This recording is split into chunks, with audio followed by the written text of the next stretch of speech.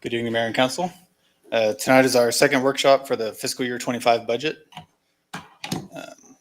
Tonight we're going to go through all the operating funds of the city, the taxing funds, the enterprise funds, and we'll get into that. So that's kind of the goal of tonight, is kind of run through there. I have some notes I want to ask some questions on. I think you all have some questions for us as well, so we'll go back and forth, find out if we need to make any changes, get some feedback. Then we'll bring all that back at the next workshop and the meeting afterwards to kind of finalize everything. Okay. Just a quick sidebar here. I started using GIS a little bit, and Ted got some good data for me to use for the city of Bel Aire. So just to kind of visualize the assessed valuation and change in property taxes from last year to, or I get 23 to 24, but 24 to 25. Here's a good picture here, kind of shows the change in valuation.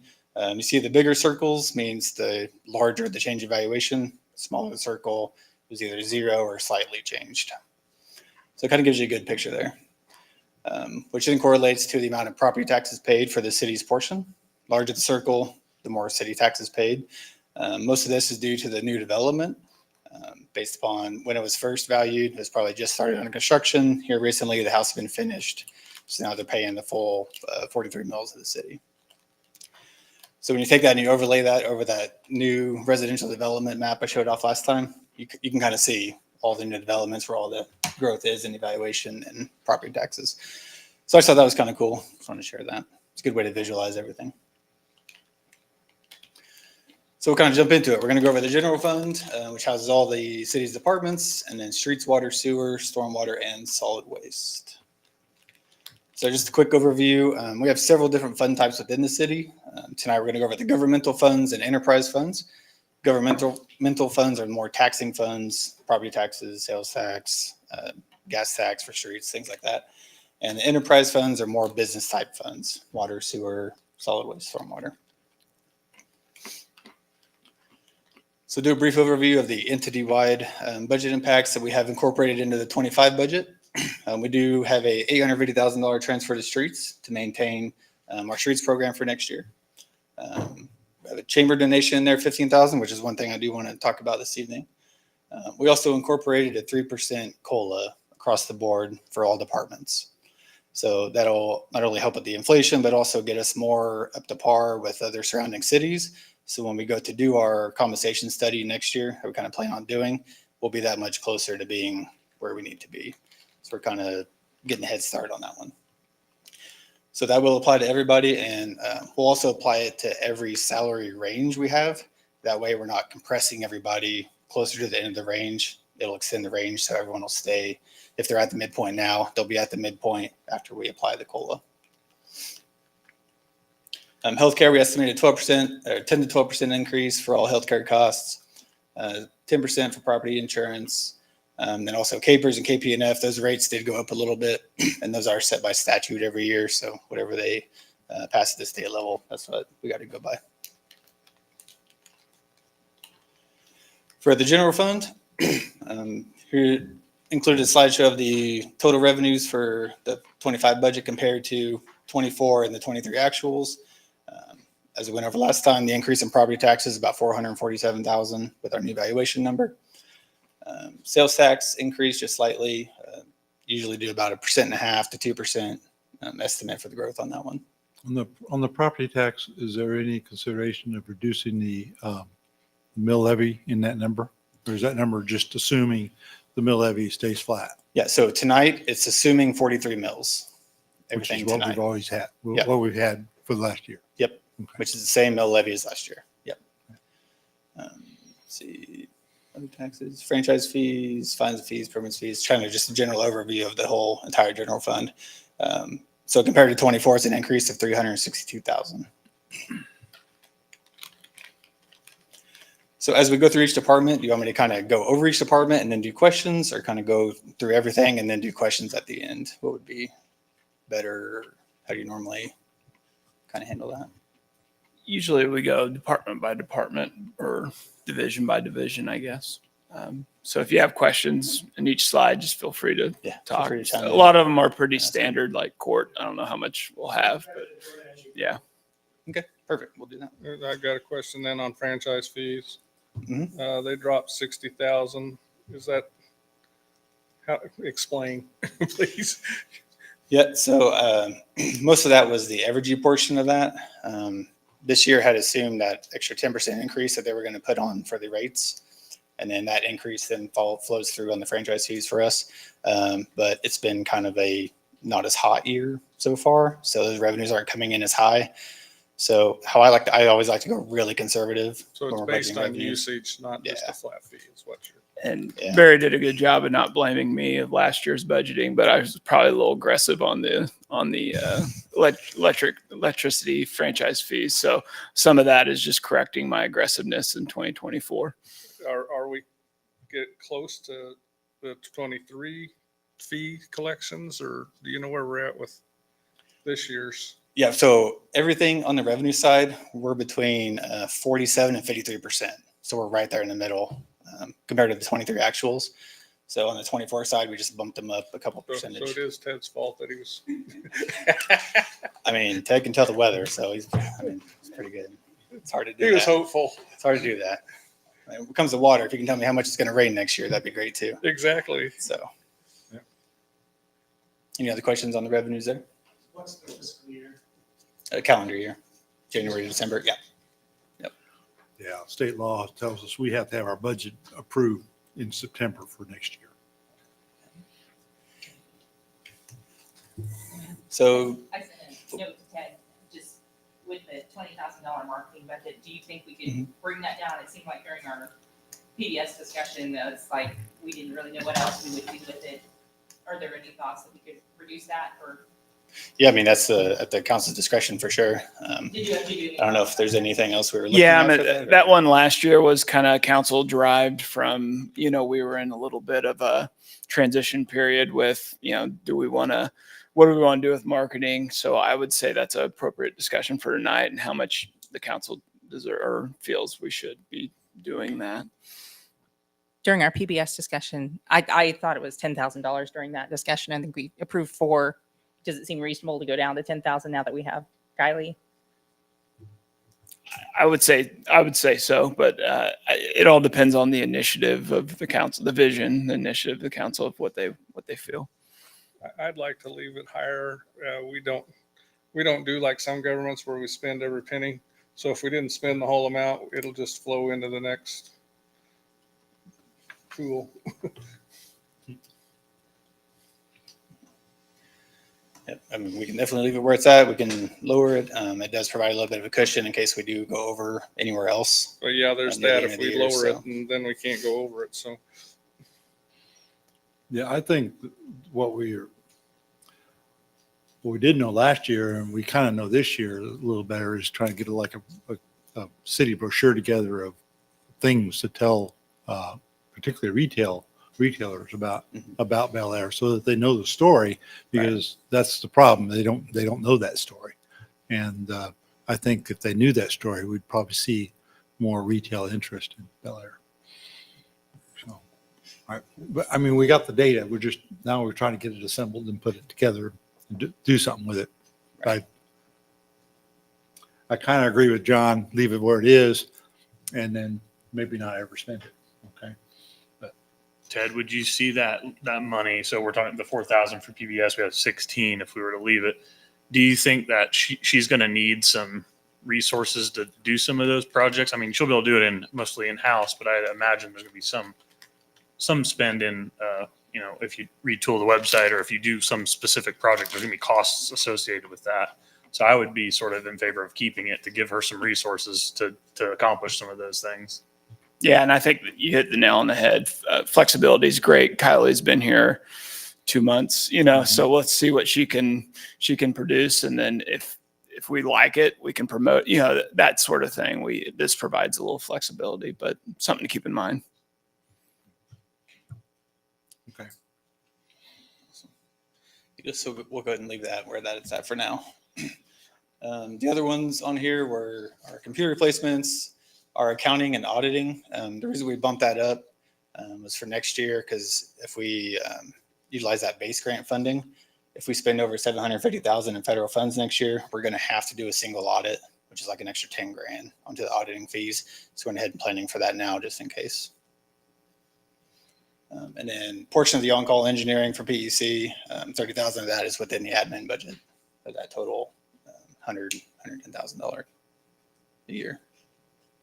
So compared to last year, it's increasing about 21,561. Any other questions on the admin budget or good there?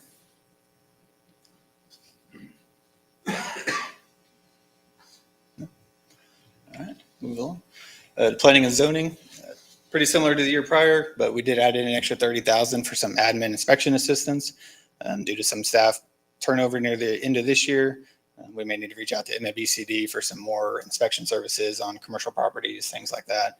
So we're going to go ahead and build in that buffer now for 2025. Other than that, it's just the normal computer replacements and some extra contracted building inspections. We are going to discontinue iWork since our new ERP system will be able to handle all the community development aspects. So that will cut off $10,000 a year in annual software fees from iWork.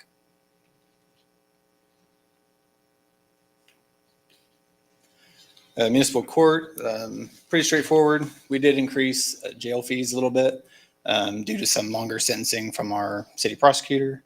But other than that, everything's kind of just rolling straightforward on that one,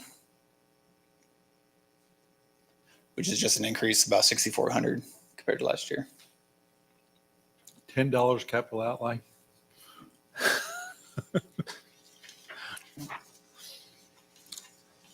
Just seems odd. I thought it was a typo. Missed a digit. It'd be nice to see the percentage increases instead of just the numbers. See the percentage increases. Yeah, just to see where we're at on different groups as to what those are staying to, where we need to be in that on average. Okay. It'd be nice to see the percentage. Okay. Yeah, I would agree. I can add those I in. manually did that on all of these to see over last year and the previous actual year. So it is. Be helpful. Yeah. Awesome. Yeah, we can do that. A couple of them had bigger jumps over the 2-year period than others. So Yep, I can put all those in there. I can send this back out too with that as well. But yeah, the $10 is just a typo. It should just be zero. I figured it was. Yeah. just a fat finger. I was trying to figure out what it was, but And I would recommend like any type of say, hey, I want to see a percentage on that, because when you're doing some of these presentations, overload is a real issue on slides. So you have to be very strategic in what you include. So always offer suggestions, and Barry will get it in front of you. Yep, I do this stuff day in and day out. So if there's information that you want me to put on there, please reach out and let me know. Parks and grounds. So our increases for 25, our asks for 25, some additional park equipment, and then park improvements, 35,000 for just some standard improvements throughout all the parks, benches, pathways, stuff like that. And then specifically 35,000 for the safety surfacing that we're looking at for Eagle Lake Park, but at Brookhauser Park.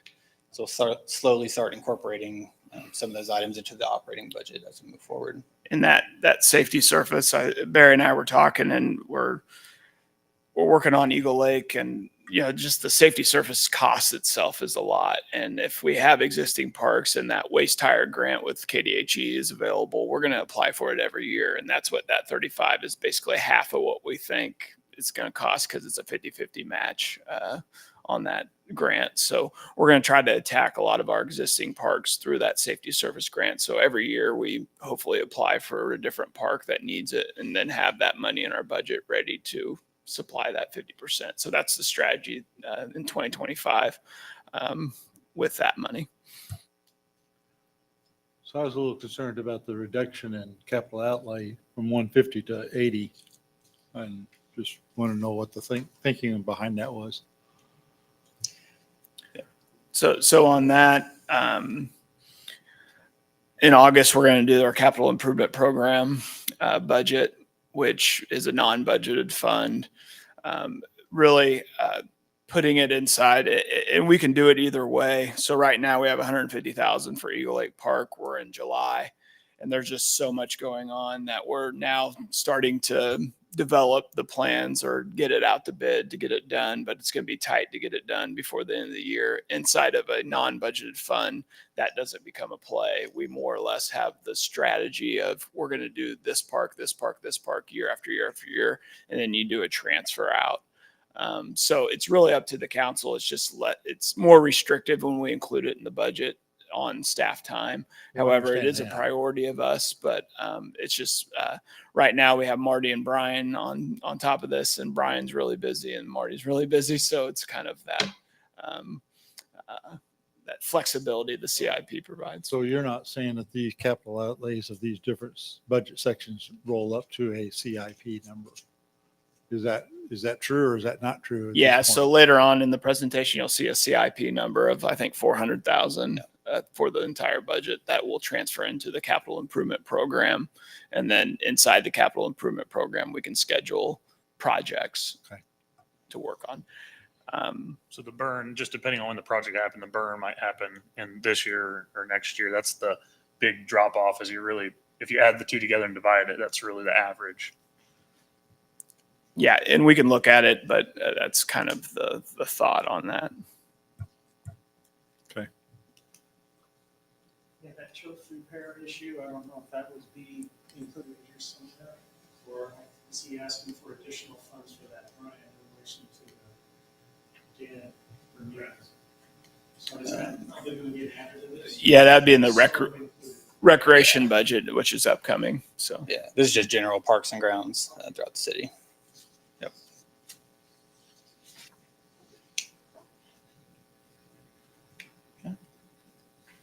Yep. Police department, there are several items here that we did incorporate.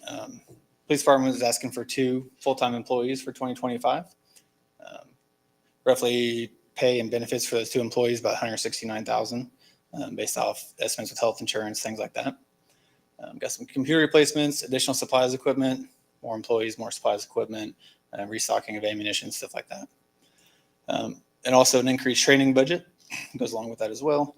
And then we did incorporate a 15 cents additional to our shift differential pay. Right now we pay 35 cents an hour for shift differential, gets us up to 50 cents, which is in line with all the surrounding cities around us. That regardless such of as what Southern shift? Cal.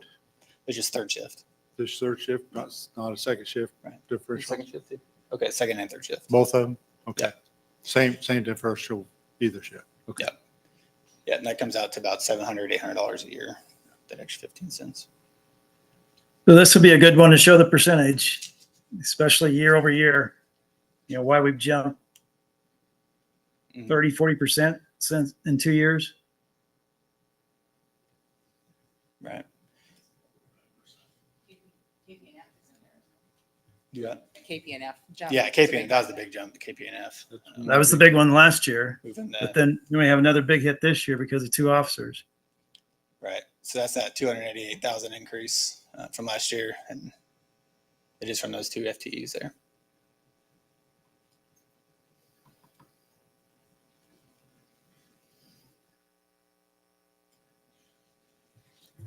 The initial fee. I see Chief is here. I definitely, I know that, we've kind of put it off. I'm definitely in support of 1. I didn't know if we could, if we could have a discussion about maybe 1 in 25 and 1 in 26 and the hiring strategy as well, having an open position in case you meet the right candidate. I sort of wanted to talk about that. So get council's thoughts.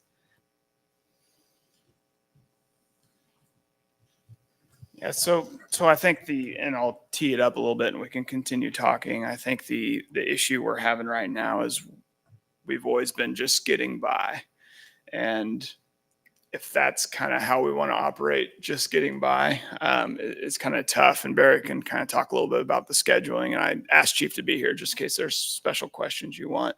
But that's kind of where we've been in the process for several years.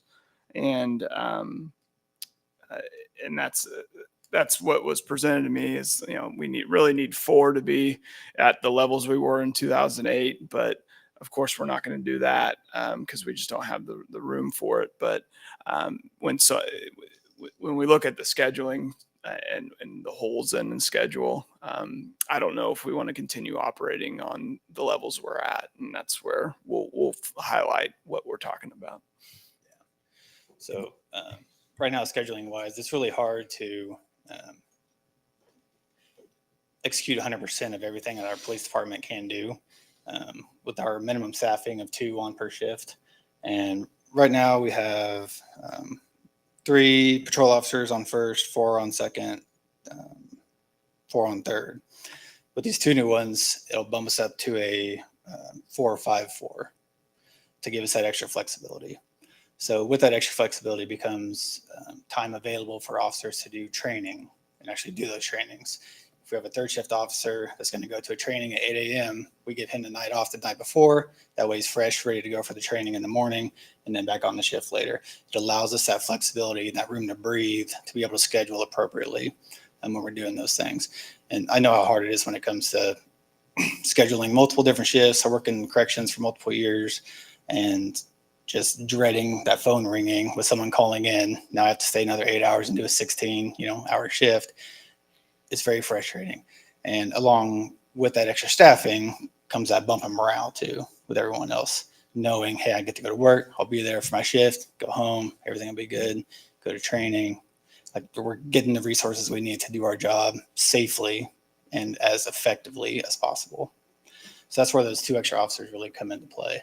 It allows that flexibility while allowing our administrative staff, chief and our lieutenant, to do administrative items rather than being out patrolling along with our officers. So Really get that can stuff you do some analysis of the overtime cost and the FTE equivalents to that? Yeah, I can I look mean, that up. I'm not asking you to do it tonight, but Mhm. yeah. Yeah.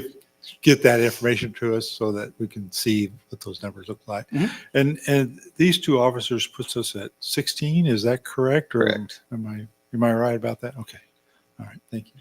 Does that translate into need for an additional vehicle? So we were, I was going to look at that, but I want to get the feedback from council tonight to see what the feeling was on the 2 officers. So if we want to move forward looking at the 2 officers, then we'll incorporate the vehicles into that capital outlay discussion at our next budget workshop. So with the information we get tonight, we'll be able to better outline our CIP plan when it comes to equipment. You can potentially stage the officers as well. Do one early and do one halfway through the year. Do it that way instead of just do one for the whole year. Yeah. Tom, We have to absorb that. Turn your mic on, please. We can always plan to do that. But when we hire an officer, it's 15 weeks at the academy, 12 weeks FTO after that. So we're already at 27 weeks before they're by themselves. So we're already planning 6 months at a time whenever we're hiring a new officer, a non-certified officer. Now, if we hire one that's already certified, which is very hard to do right now, it moves a little quicker with a shortened FTO period.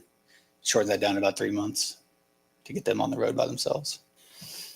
That's where that hardship comes into play, especially when we have trouble hiring people.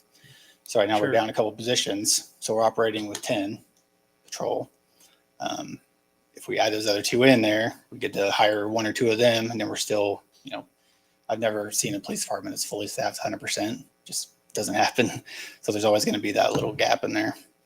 By getting those extra 2 on, it's going to help alleviate all the pressures that comes with that. And we have some openings right now, don't we? Mhm. We've had somebody retire or something like that. I think we have 2 openings going now, but Didn't one of our New. officers retire recently or? One left to go to another job, and we have one starting on Monday, Yeah. so that'll give us 1 open position. Oh, the retirement was our part-time officer. Okay, And we've hired another one to replace him. okay. So we're full up right now for what we're allowed. No. Just we one. have open. You still have 1 open. still open 1 full FTE, and our new hire is non-certified, correct? No, he is certified. Oh, he is certified. Okay. He is certified. So in about 3 months, we'll be down 1 full position. Don't tell them. It's on the record now. Okay. And that's kind of the difficulty with going percentages when you go from actual to budget is we budget for fully staffed, and there's always transition in this position. So if we're looking at trend lines, I understand, yes, it looks like and we did do a lot of great things last year. I can honestly say we retained, and Lieutenant Fox would say, every police officer by going to KPNF. But I mean, if you think about it, we retain at least 3/4 of our officers because of that one decision we made. So yes, you're going to see a jump from 23 to 24. How severe it's going to be, we'll see when we get the actuals. But good budgeting practices is not to short your your departments and hope for that vacant position. So that's why you see probably the jump you see. We've seen it where we were pretty desperate for officers, and I'm glad we're not there today, and I don't want us ever to see that day again. Well, and as long as we can keep them happy, chief doesn't have to keep looking for officers. That's right. He can do something else instead. And I know I reported, how do I put data on the current chief we have on how he keeps his officers? And I think it's being around. And when we're short staffed, and I won't put him on the spot, but he was here. He had to work at patrol on July 4th today, just because, or this year. But when we put him out, when he goes out to patrol, he's less mentoring our officers, being around our officers, helping out. So that's the other kind of thing I look at when I see, hey, we have lieutenants and chiefs covering patrol spots, because we have to have somebody. If we give them a little more resources, then that's going to improve the overall department even more. So.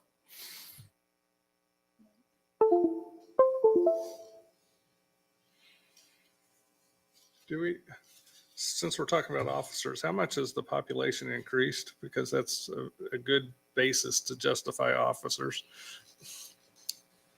If you look at the census as of July 1, 2023, and of course that's a projection, it's not an actual census, they're saying we're at 9,500 people.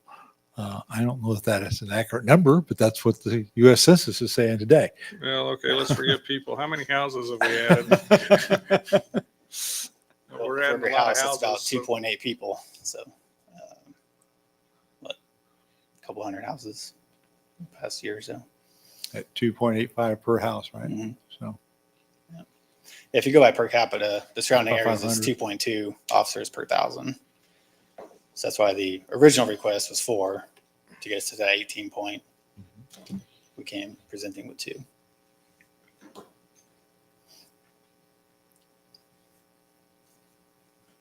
I had one other question that's sort of related. It sounds like there's an argument here that it's a scheduling issue on our side in the Bel Aire Police Department. But I've heard that Wichita and Sedgwick County are in a little bit better position staffing than they used to be. And I know we've talked about the mutually helping each other. And I know when they had that incident at Coke Arena during Heights graduation, there was a Bel Aire vehicle front and center. Has that eased up our force having to go help now that they're more filled out on their patrol officers?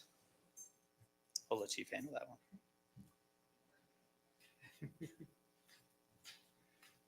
So anytime Wichita or Sedgwick County have more officers, they can rely on their deputies or officers to come and assist. Most of the time when we go to the county or to the city to assist, that's because it's an emergency situation. And we've been to Mays and Park City and Valley, and if there's a real serious situation. So that mutual aid is for those usually emergency situations, like at Coke Arena. That was a huge disturbance. But if they're fully staffed, there's probably less of a need for us to go. But if it's one of those officer in trouble calls, emergency situations, we're probably going to go. And if we're not needed, we come right back. So is it true? Are you having to go out less because they are more filled out, or? We haven't been out of the city as much in the last few months as we had been last year. especially. We were really busy over the last few years. And Wichita has been on a big hiring swing, and I don't know what their numbers are. But I also know that we would have our 2 positions filled if Sedgwick County hadn't raised their pay so high. Bad for us, good for them, because they had a lot of people who wanted to, they were looking around for other opportunities. And so they stayed there. I know it's a little off question, but yeah. And with the 2 people, if we get 2 people, and I would encourage that, our scheduling really frees up so that we can not have open shifts. Previously, the council and the city manager wanted 2 full staffing of 2, minimum of 2 on each shift. And we had 20 shifts through June and the first part of July up to now that were 1 officer. And on 2 occasions, we had 0 officers, and we had to pay overtime to have somebody stay late and then somebody to come in early. So we make it through, but that's at that overtime cost. Yeah.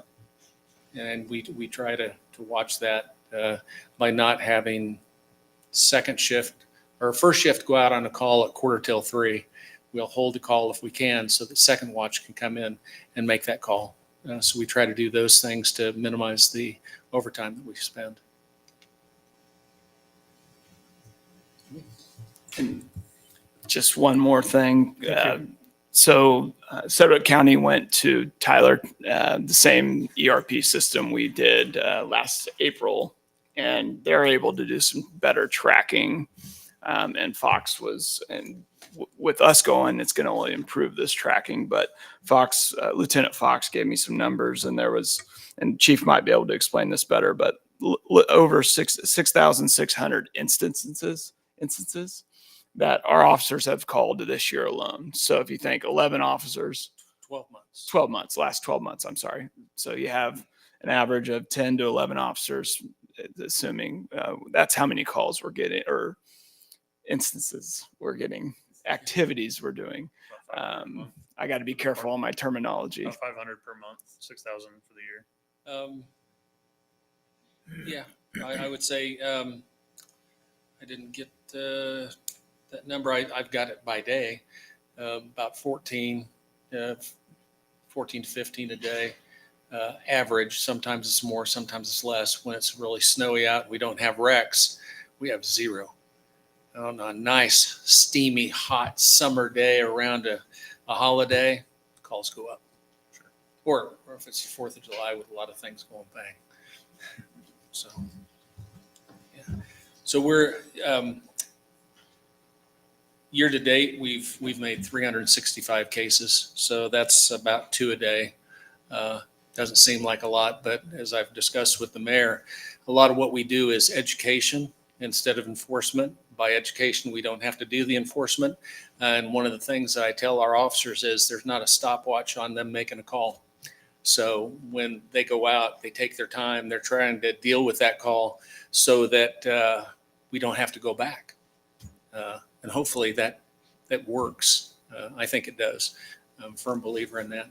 So we're trying to minimize what we have to do by spending extra time on the front end instead of having to go back several times. I know you don't have a crystal ball, but if we went with the 2, what do you see as the hiring situation? Do you see them immediately getting filled? I mean, you already have a vacancy. Did you say 4? Oh, no. Hey. Nice try. It's difficult to get people through the door right now, and we're trying. The lieutenant, sergeant, and I, and the officers, anybody they meet who they think is a good candidate, they're inviting them to come in and apply. And then we'll go through that vetting process, through the background checks, to try to see if they will be a good fit. One of the things that we've refused to do is lower the standard. So we're keeping that standard high so that we get the best people for our city.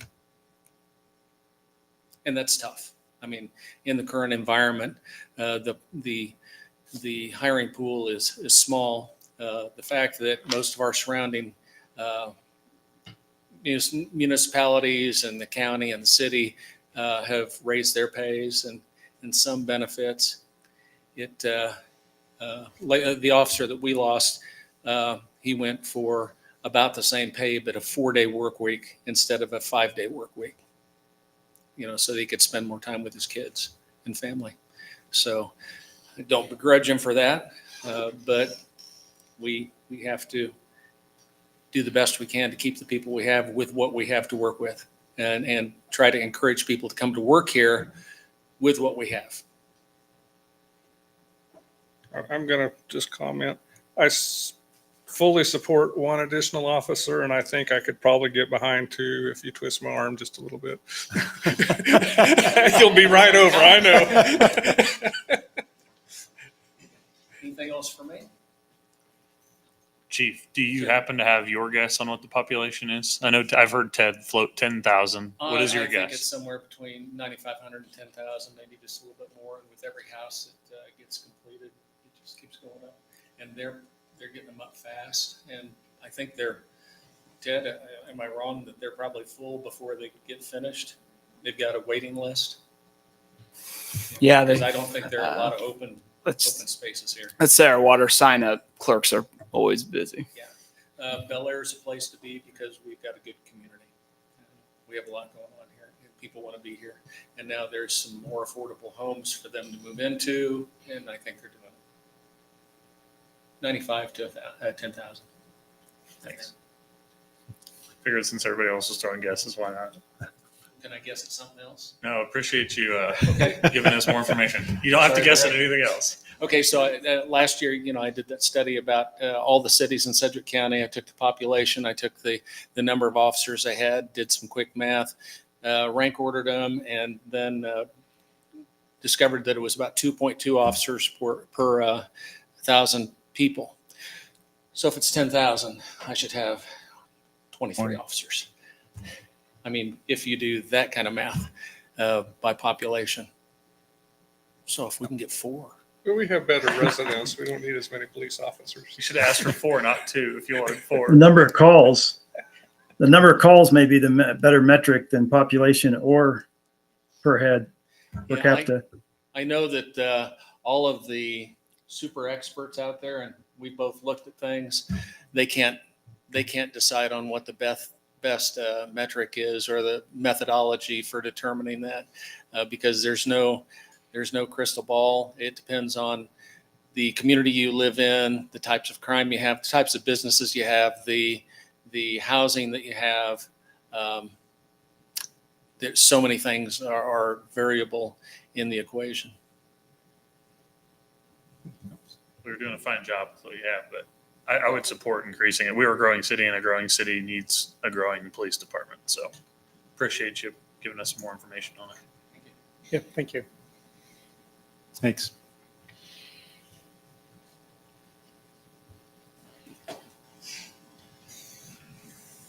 So yeah, it's kind of where we're at on the police department there. Any kind of guidelines for the next meeting, or kind of keep it as it is, or? I think it's fine where it is. You're going to talk about capital outlays later, so we look at patrol cars at that time, right? Okay.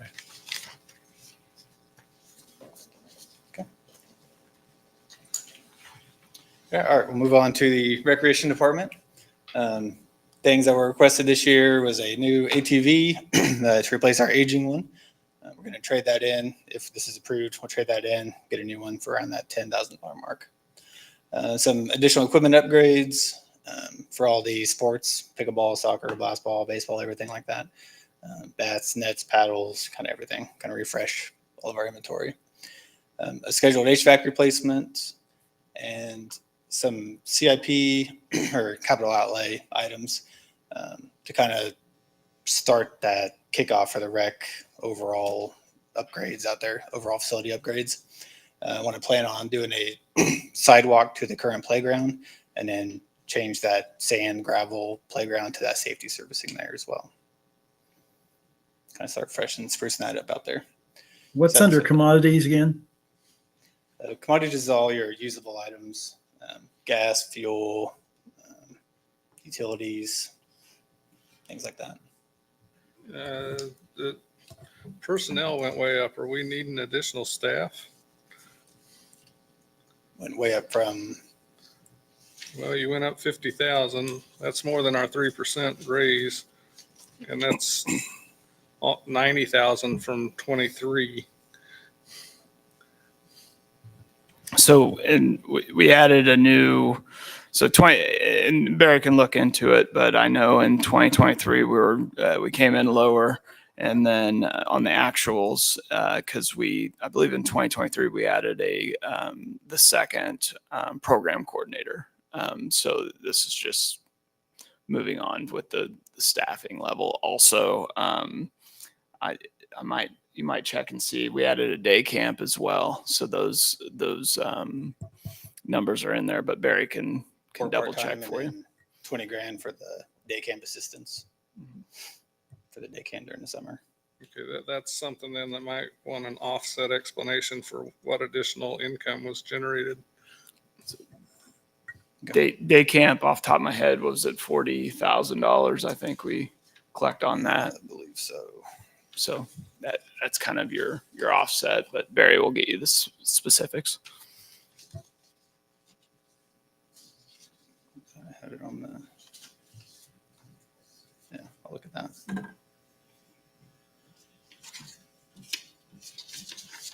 What was the logic on the significant increase in commodities? I mean, it goes 48,000 to 77,000. Yeah, that's 50%. Is that with things like fertilizer and stuff that he uses every year for maintenance stuff?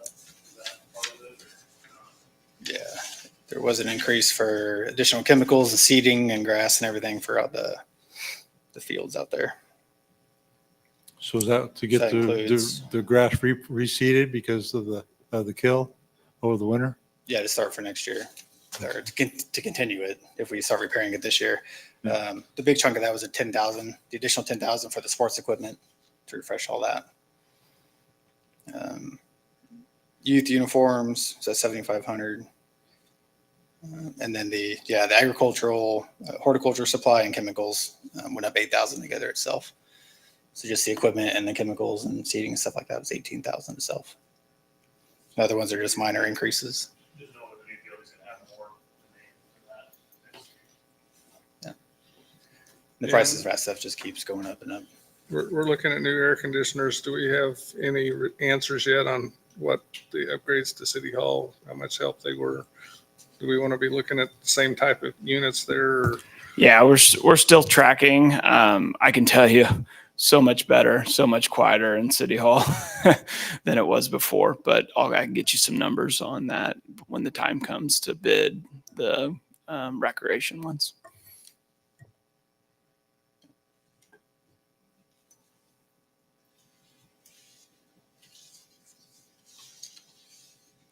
Any other questions on the rec side? Or the facility side? Just real quick on the revenue side, did the increase in fees it didn't offset people? It seems like everything is full and that wasn't okay to bump up the pricing. Does it seem about right now with staff, or?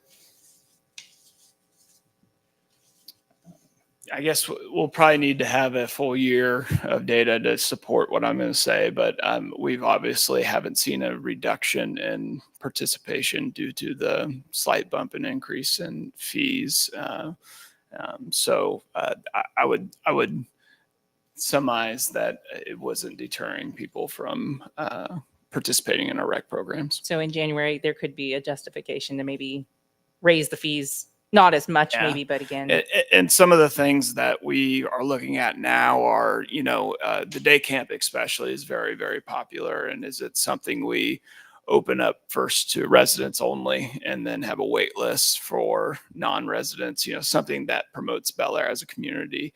Now we haven't decided that, but that's kind of might be some of the things we're looking at, is maybe serving just, Bel Aire and of course with our interlocal agreement, Keachai, but that might be more of a strategy we'd look forward to, and then also look at our rate increases if possible. But I think the one thing we learned from the last rate increases, if we don't do a 1 or 2 or 3% a year, we're going to come out and find ourselves $10 behind everybody else, and that's where we were last year. So that's more of a fee schedule question, but we'll definitely look at that.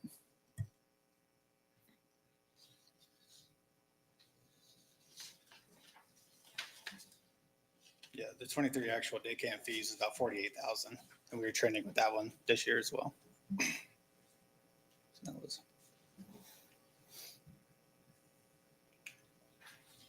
Let's move on to senior services. This one was pretty straightforward, just minor increases for the personnel, or not personnel, contractuals, commodities, a little bit of additional training and conference money for Sarah to attend, additional classes to further her education with the Department of Aging.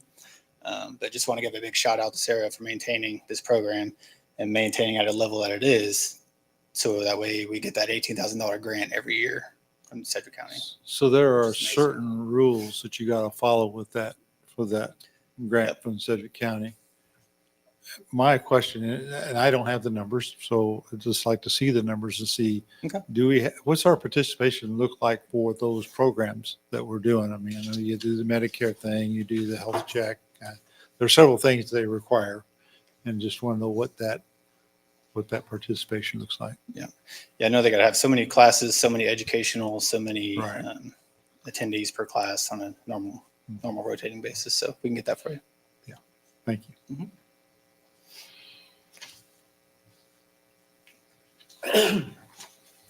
Central Park Pool. The main item there is that pool filter. It is ready to be replaced for next season. So now it's just an expensive item, 20 grand for the pool filter there.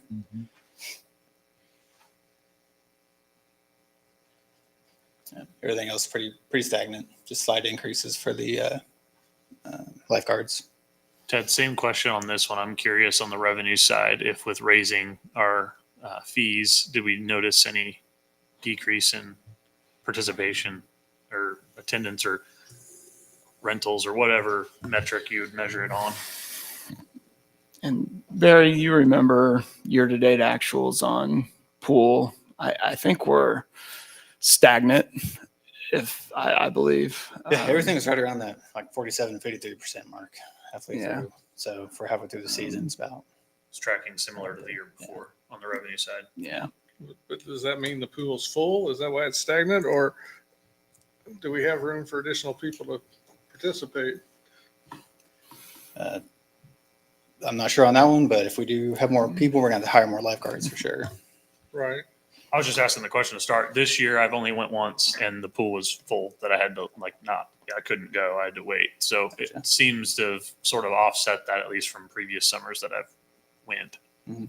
when it seemed like always full. But I was just curious if the data is proving that or not. And other question, we rebuilt the pool basically. Where's the money for that in this fiscal year 24? We paid for that out of the capital improvement program. So you'll see it in next.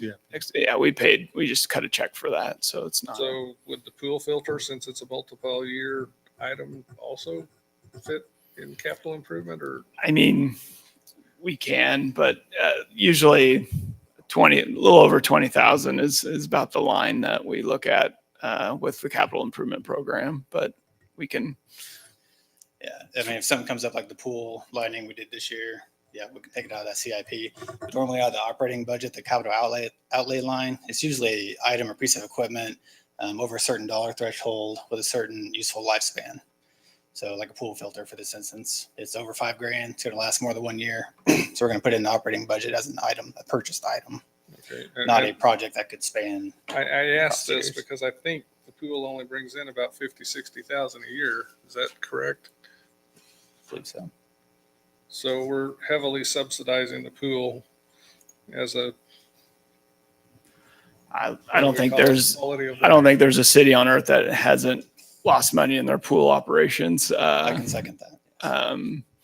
Or golf course for that matter. That's That's what I was saying. Like, when does the pool pay off? Is it 2036? I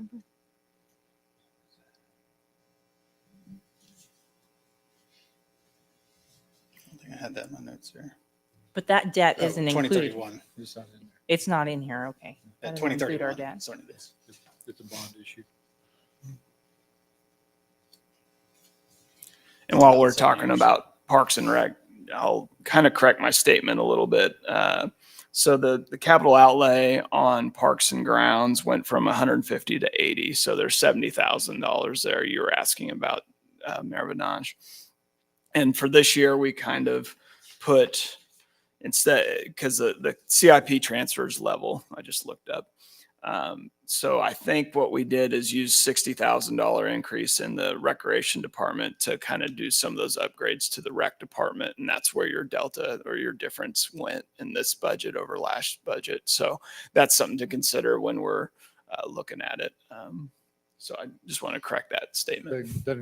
Doesn't cover all of it, but almost. Yeah. You're Well, still 10,000 shy. I could say the $20,000 pool filter would make up There the you other go. 10 and then some more. So it's budgeting. Yeah, It's budgeting. you can move those dice all over the place. I get it.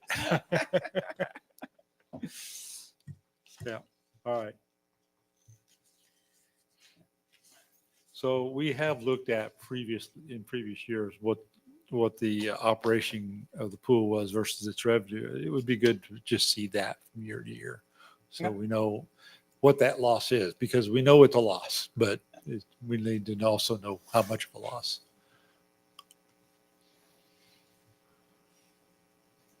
Just make some notes as we go along here. Awesome. Okay. Second item covers the pool. I'll move on to the mayor and council portion. One question I did have was on the money.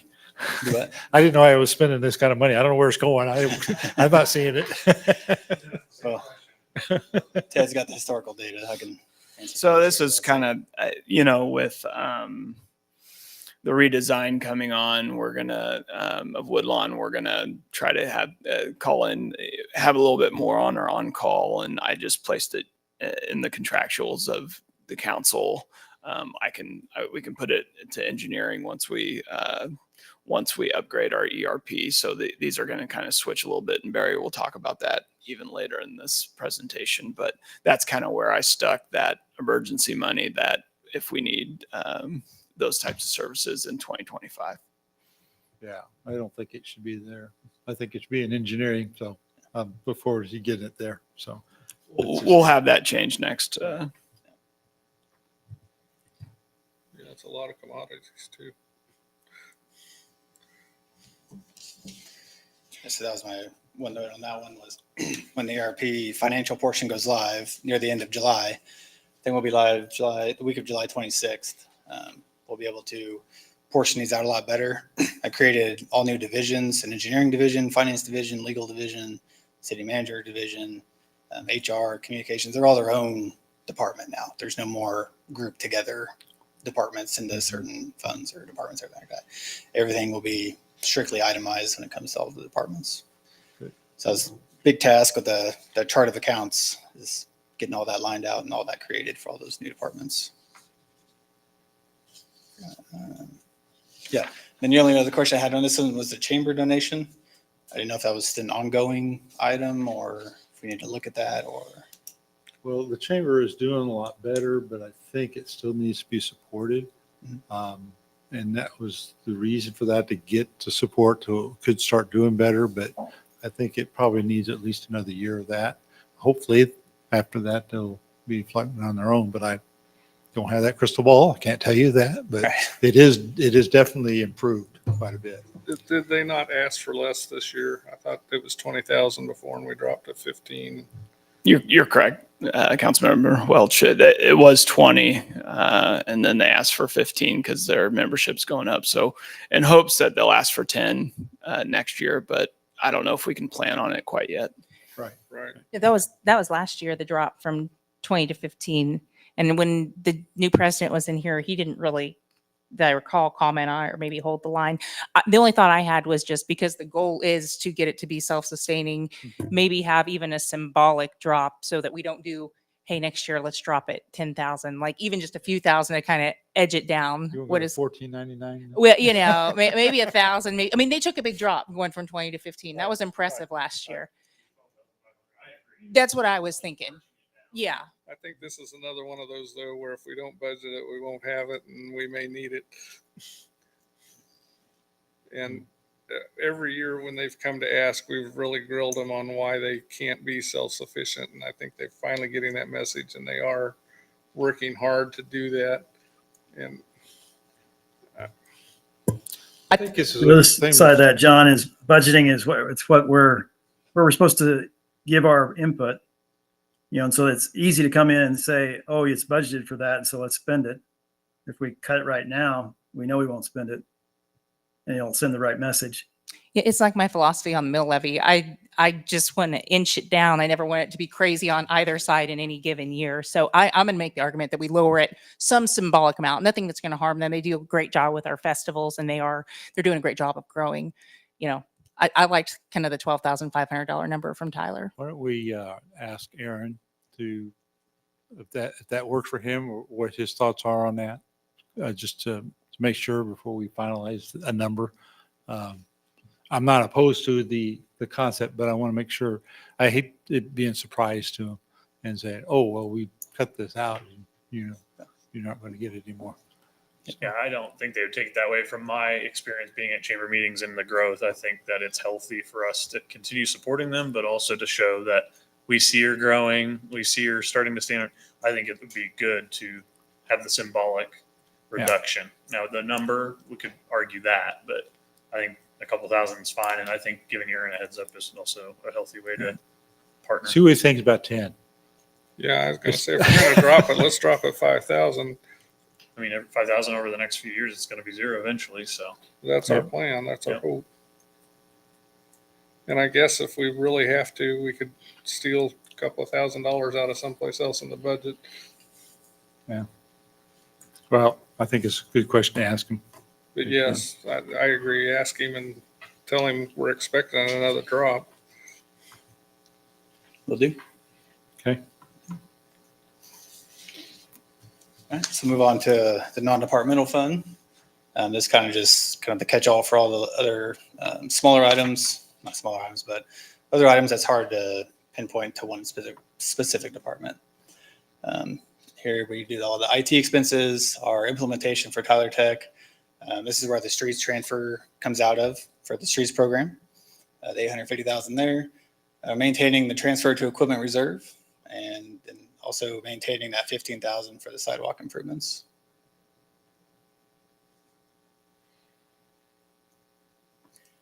And then once again, once we are live with the ERP, this fund will go away.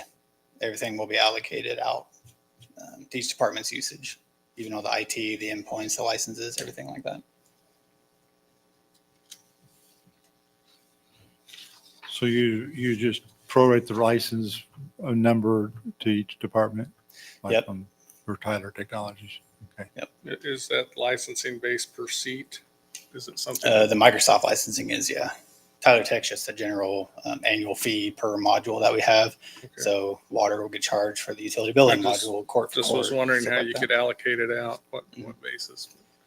Yeah, all the licensings for individuals, the computers, endpoints, add up for our service agreement with Imagine IT.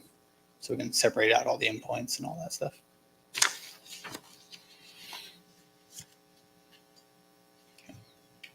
And you'll have all that next month, huh? I have all the line items already, yes, but splitting this all out into all those will take a little bit of time, but yeah, we'll try to have it by the August workshop. That's my goal. HR communications, pretty straightforward from the previous year. Just a couple of computer replacements. Just a small increase, 15,000 from last year.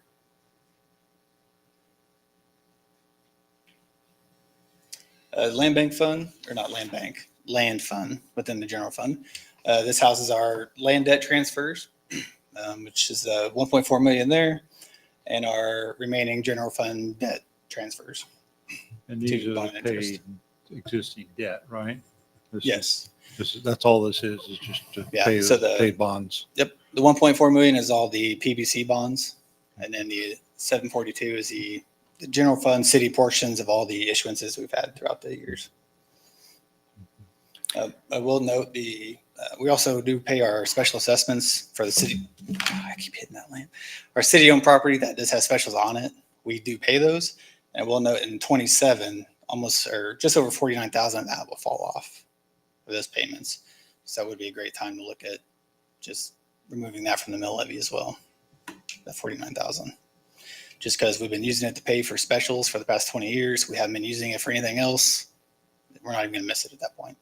So we'll look at that when we come to 27 budget, which is in a short 24 months. Yep.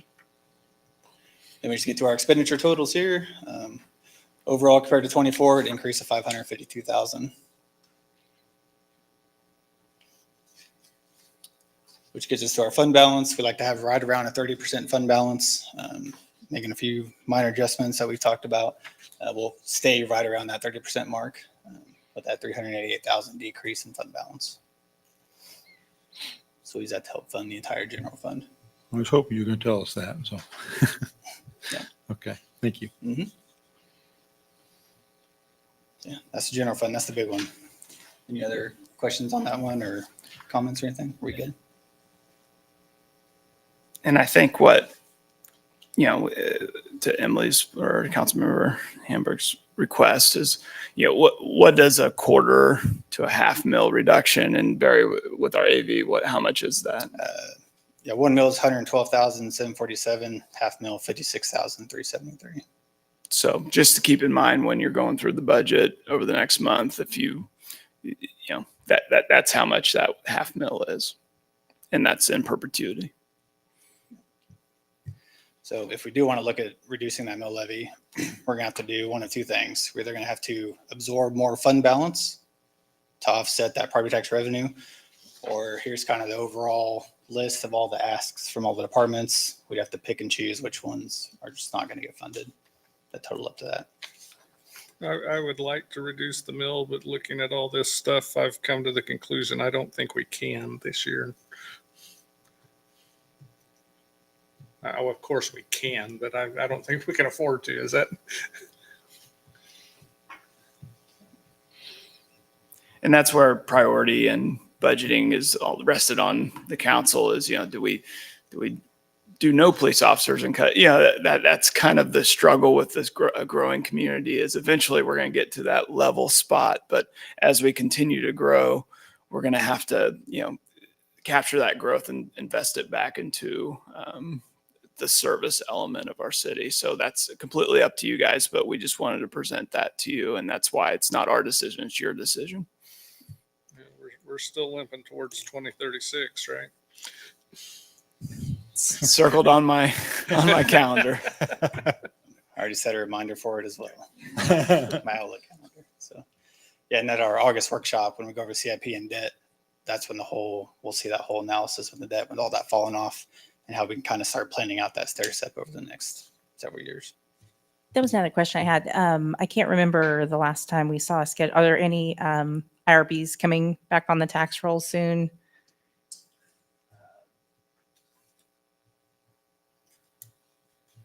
That's all I have to do I with know this. one came off. That's in the estimate, the part of the 11% the growth estimate. It was a smaller one.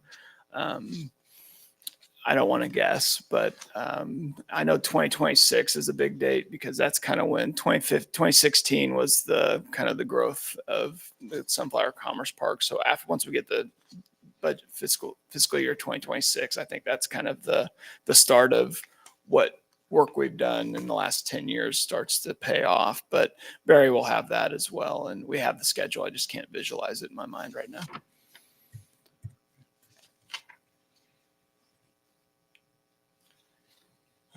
Move along to water. Revenues, pretty straightforward. When we do the 25 revenues, I took the 23 actuals and just added that 3%, right, Ted? We had 3% to the Correct, cost. correct. Yeah, 3% to that one. That way it still keeps that conservative as we move forward. We're not getting too far ahead of ourselves there. System improvement line still has 600,000 in it for replacements, emergencies, planned capital outlay projects, things like that. The CIP transfer, I did want to talk about a little bit. We did have a rather large CIP transfer budget for 2024. If that's, we don't really plan on spending that this year, so that's going to carry over to 25. So when it carries over, that fund balance will look more like 24 because that transfer will just move back over to 25. So kind of offset there. So we'll still be at around the 2.3 million beginning mark down to the 1.8 ending mark with that CIP budgeted for 25. So is there a specific plan like we did on the roads as to what capital improvements, system improvements we need to make in the water system? Yep, spoke with Marty and Ann. We got quite a list of water main improvements and replacements to do. Okay. So we're going to start organizing all those, and that'll be in that August workshop as well. Is that just a laundry list, or is it a list of planned improvements? It's just a list right now. Okay, so it's a laundry list. Okay.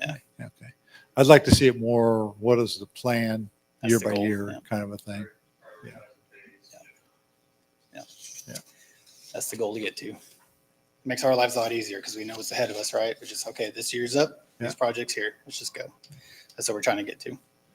I think one of the coolest things we invested in last year is the GIS or GPS system we have right now, and Barry kind of used it for a different purpose, but it's light years ahead of where we've been and where we plan to go. So you're exactly right. One of my top priorities is getting the next 10, 20 years, at least a roadmap together for everything. But as you know, the water and sewer of Bel Aire, we went from barely surviving to now with this growth, we're able to start planning some of these improvements. So it's very exciting, but it's also very challenging. Well, and I think that just normal budget wise, you need to be like the GIS. It needs an annual update. You need to be looking at what's it look like 5 years from now, not just 5 years from when we started it.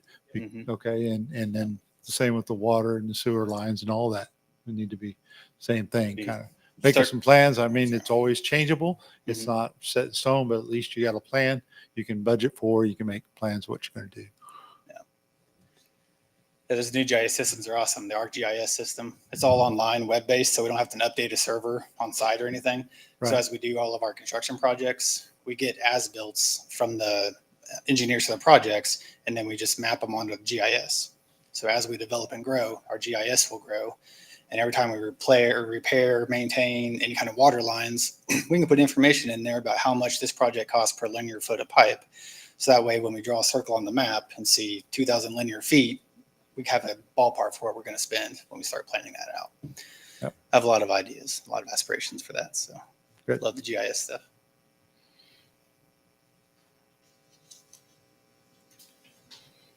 This water, similar, is pretty similar.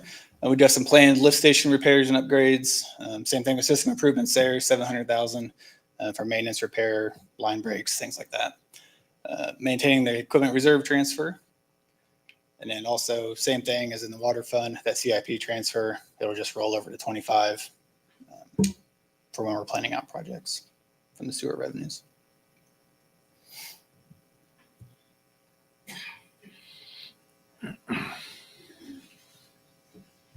Once again, yes, we do have a list of projects, but it'll become more of a plan as we move along. So you're showing this change in fund balance, and you got an asterisk by those negative numbers. What's the asterisk about? It's the same thing as the water fund. That big CIP transfer that was budgeted in 24. You can see it there, that $2 million number. We're not going to spend that this year, so that'll just roll over to 25. So you can basically copy and paste the 24 fund balance over to 25, and you get those numbers.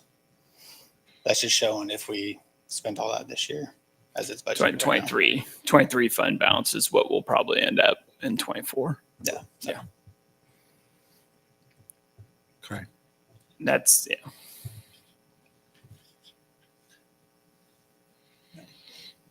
I know it's fairly hefty fund balance, but it's always good to have those larger fund balances, especially when we're expecting upgrades and things. That's part of our strategic reserve, in that if we do expand the wastewater facility, we get to deploy that to help with any increase in costs to avoid rate shock, basically. But that's water, not. No, it's sewer. We're looking at the water. Yeah, we're on page 24. Oh, he's Try trying maybe to to. head to sewer. Okay. Well, okay. Yeah. Sorry, Jim. Yeah, but same reason on both of them. Yeah, CIP transfer. Yep.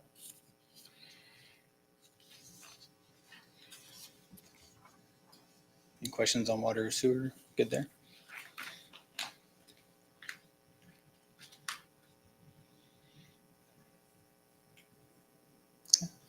Move on to the streets fund.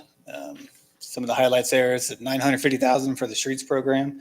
We're still waiting on some final numbers for the 25 streets program. But for right now, that 950,000 is budgeted.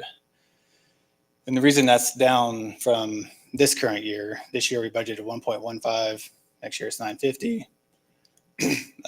The transfer from solid waste to streets was $200,000 for this year.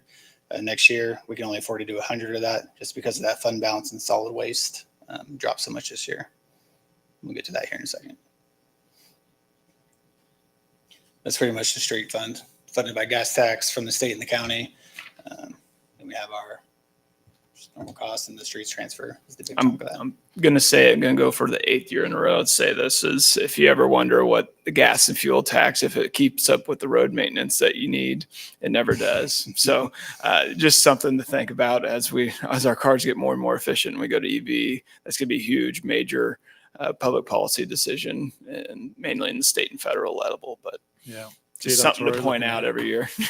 KDOT's already looking at other Yep. alternative ways of Road getting usage revenue. charges and other ideas. Yeah. Right. Yeah.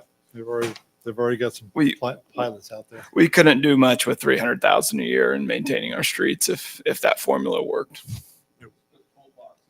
There you go. Yeah. Awesome. All right, so for stormwater, pretty strict standard from last year, pretty straightforward. We have a fixed fee there for the residential commercial lots, which generates our revenue. Then use that revenue for drainage projects, improvements, things like that. The only question I had on that during our Cozy and Aurora Park discussion, you said there was a formula that could more easily match about permeable surfaces.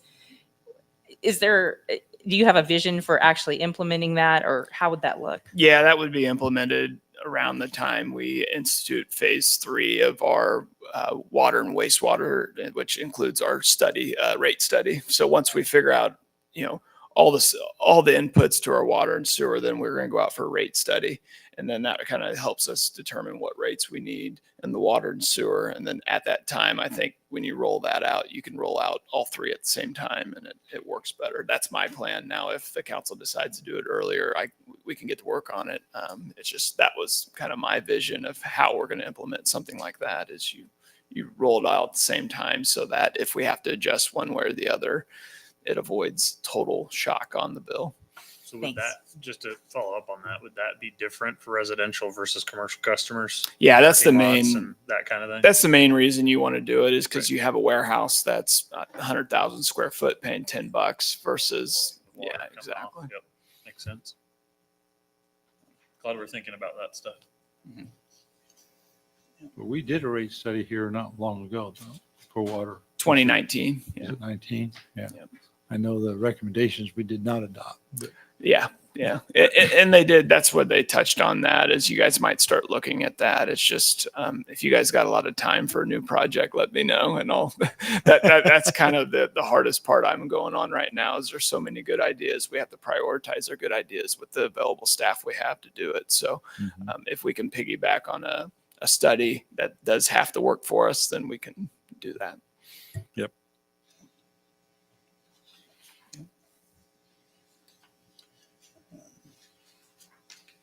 Yeah, pretty much covers stormwater. Then on the solid waste, this is our trash recycling services. Just approved a 2.5% increase for this year's contract. Input that into the revenues there, and then the expenses on the bottom there. You see that transfer out drop from 200 to 1,000 or 100,000. That's why that streets program transfer dropped that extra 100,000.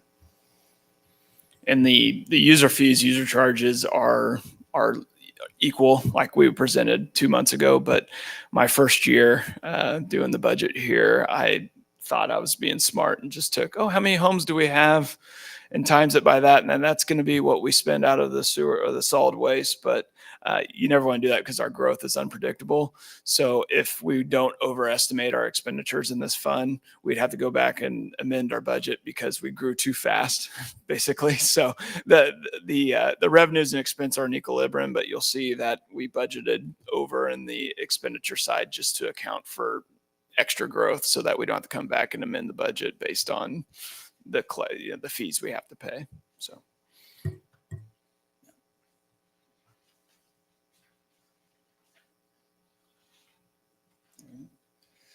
So that's pretty much it for the general fund and all the enterprise funds. So next steps at our meeting next week, we'll determine the intent to exceed the revenue neutral rate. I always recommend to do that every single year, just so we have our maximum cap, essentially. That's the highest we can go. We can always go less, but I would recommend to file that with Sedgwick County next week at 43 mils, same as last year. And then as we move forward, we can always drop that if we need to. But that sets our cap at what we cannot exceed.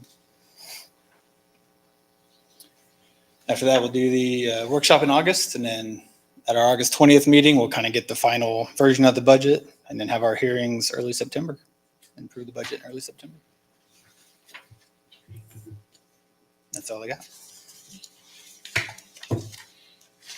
Mr. Mayor, the last thing I wanted to throw in here, just thinking about these decisions, these choices we have to make and priorities with, I would like to see the mill levy go down, and we can trim here, we can do something with the chamber, we can do something there, but to get to that $500,000 number of $56,000, the question comes down to that big ticket item of the 2 police officers.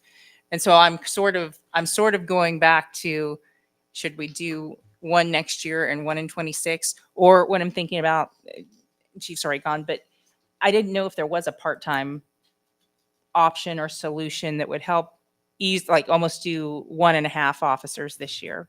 So I guess that'd be my only question of if we could cut the mill levy by a half, that's probably where it'd have to come out of. So that was my only thought I had rolling So- through my head. Let's just play with that a little bit.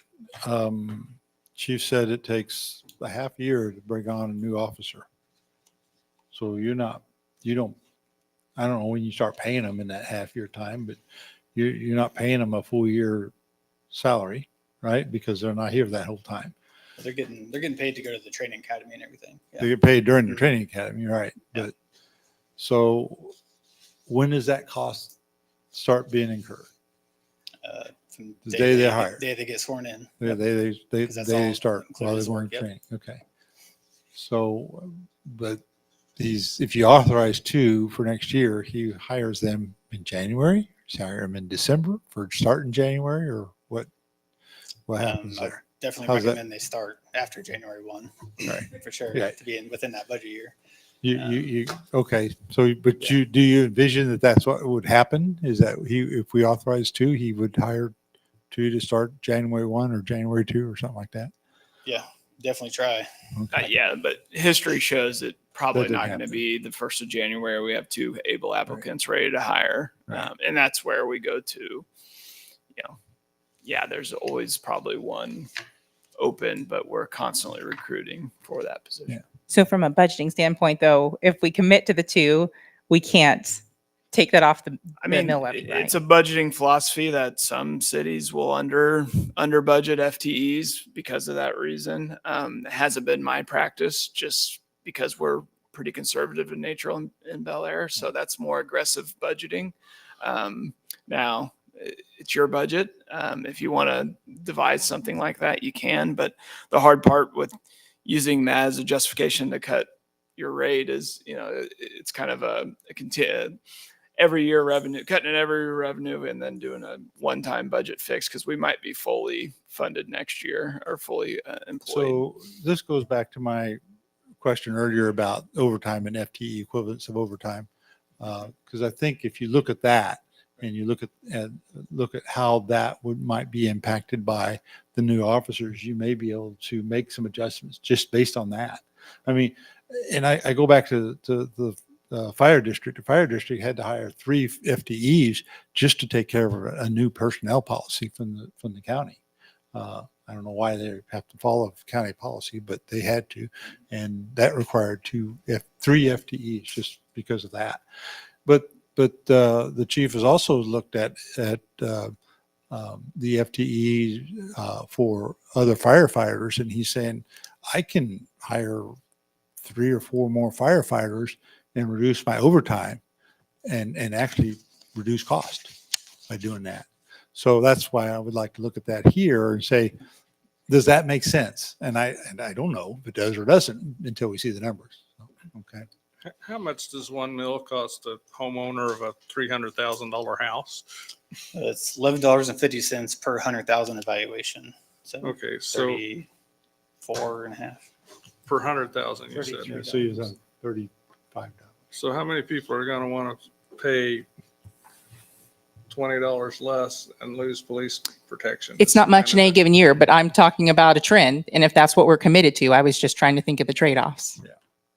I think it's worth looking at. I agree. I want to continue the trend. We've started that a couple of years ago. I think we need to continue that. So I just want to look see the numbers. I'm not making a decision tonight. I just think. We need to see the numbers. We want to see the numbers, but we also didn't do it every year. We took one big jump accidentally, so then we didn't the next year. And remember that first year we did this, and then something went screwed haywire with the county, and then we ended up getting less money than we thought we were going to get because there was a property or something that we thought was going to get taxed. I think it went the other way around. I think we got more than we thought. No,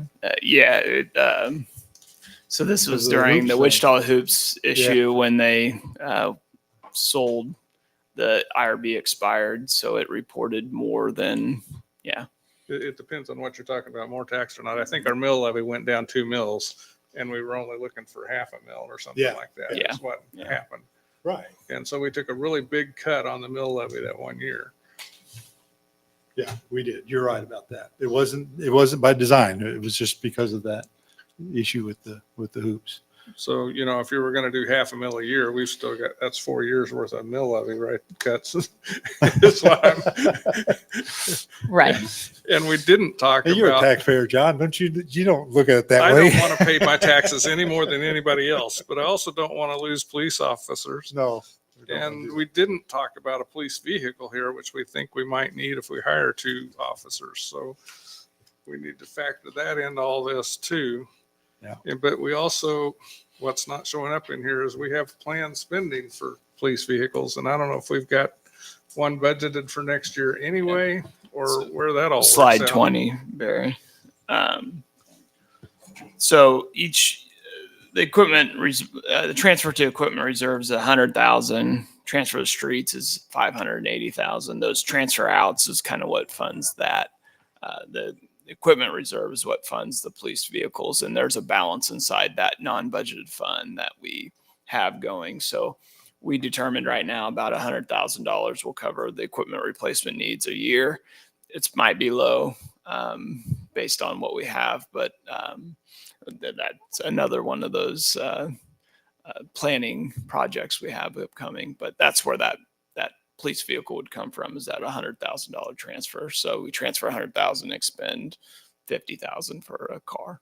Right. And when I said I don't think we can afford to do a mill levy cut this year too, I was looking at, I lost my thought here for just a second. I was looking at our reserves. I think all of our reserves funds are slightly less than they were before. And so we're spending money we've been holding in reserves essentially. And we don't want to get those too low either. I'm really comfortable with 29% expended. We've been running higher. Like you said, we've done a pretty good job of budgeting, conservative on revenues and conservative on expenditures. And it's really what we're supposed to be doing is, you run a little higher reserve, spend down, higher reserve, spend down, so that we've been keeping that trend ever since I've been here. And so I'm not too concerned with our reserves, if that's your concern. What I've seen in that area is that if you keep your reserve between 25 and 30%, you're in good shape. we were pretty heavy on it last year, 35%. Yeah, and it all goes back to our calls with S&P that set our, our rating is they look at this. And nowadays they look more at the story of Bel Aire, which we have a great story to tell, and your reserve balance, and we have a great reserve balance. So those are the two things we like to tell. Yeah, but, and then that gets me back to, but if we spend money this year that we're going to have to keep spending every year thereafter versus one-time expenditures, if we took money out of reserves for a block of road, that's one thing, because we won't do that again next year. But if we take money out of reserves to pay for a police officer, that's a long time commitment. Yeah. Yeah. Yeah. And I don't disagree with any of that. I was just thinking from a timing perspective and also looking at like IRBs and that sort of thing, that maybe if we stretched it out, we could do both. So, but I think we need more information. I think we all agree on that. I definitely agree with seeing the overtime information on the police. I think that will help clarify it. But I'm also thinking the other side. So when you look at the rec, like we're looking at spending 80,000, at least what we're planning here. Mhm. Is there any opportunity? What are we generating revenue wise from the rec on any given year? Is there an opportunity to offset some additional spending with some additional user fees or an increase in the fee structure, like was sort of mentioned earlier? Do you see an opportunity there at all, or no? No, any It significant wouldn't be significant enough. improvements to the rec center would we transfer $400,000 to CIP, and that's per year basis. It's already pretty supplemented. And that gets back to a lot of the stuff we talk about throughout the year is, as we grow, we're going to have to, invest in our infrastructure. Does that mean waiting till our land debt goes down and then taking out a bond to build a $10 million rec facility? Does that mean saving a couple $100,000 a year and earmarking it for that? What is that number? We have a rec master plan. It's massive. So that's all part of the vision type exercise we'll have to run with the council to see what we want to do and how we want to support that. But rec fees aren't going to cover the principal payment. But that was leading my next question, which Yeah. is another revenue source, and we Yep. mentioned is sales tax. Yeah, And and I what think the Barry estimate would be for Barry that, has some. and how that might be attached to a park plan or a rec plan or something else. Yep, we could definitely look at that. I reached out to the Department of Revenue to get an estimate for Bel Aire, and based on the past 2 years, it'd be about $590,000 a year if we did a 1% local option sales tax. And if So- we do that, though, we have to bring that to vote for Yeah. the public, correct? Vote, right. Very similar to the process of the publications. Which means we either already have to figure it out so we can vote on it Yes. this year. a lot that You goes have into till that. September.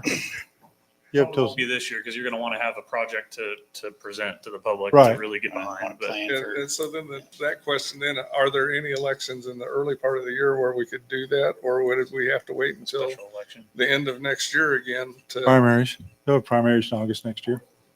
well, that's basically the end of next year. So we'd be waiting a year from now before we could even vote on it is what. So it would affect the 26 budget, not the 25 budget at all. And it's not something you'd want to rush. You want to have a campaign, explain Their vision for it. explain to the vision. Right. True. a lot of information that needs to go out. Right. When it comes to that. Well, I think in the past, we talked about some things like putting in bike paths with the money or some other features like that, which really are citizen quality of life issues that we would pay for with it. Feels like park enhancement, anything big, really, of any Yeah. significance. I mean, Derby's been a great example of their Derby different sales tax. I mean, look at all their parks down there. Their 0.25% sales tax down there's got them to Karski, the old upgrades to Garrett Park, Central Park, Madison Avenue, Central Park, everything. Good stuff. I mean, they've done a very good job with that down there. So, I mean, it's a great idea. Just got to figure out what we want to use it for and if everyone's willing to. They're also double the size. Well, and to Well, they got- piggyback that, Little we're box. going a comprehensive plan. We're reaching out to several people in our community, and we did a little exercise, and that'll tell us some about our community too. So we can take all that in and make a decision at a later date. Thanks for providing that, though. That was data that we Yeah. wanted to have in Yeah. our pocket. So That's a little different what we had thought before. I think we were thinking like 50,000. So, that's not worth going after. So, okay. Anything else on budget we need to talk about? I think we beat it pretty bad tonight. Beat the budget up. This is great. There's a lot of good feedback. All right, so Thank you. thank you, Barry. Okay. So you got some things you want to talk about in personnel policy. Yeah, I'll and, key Deb up. Yeah, I know if our city attorney's ready to talk to us again, I don't know that we so we want can to get suspend done with that. If I don't want to keep her all night, or if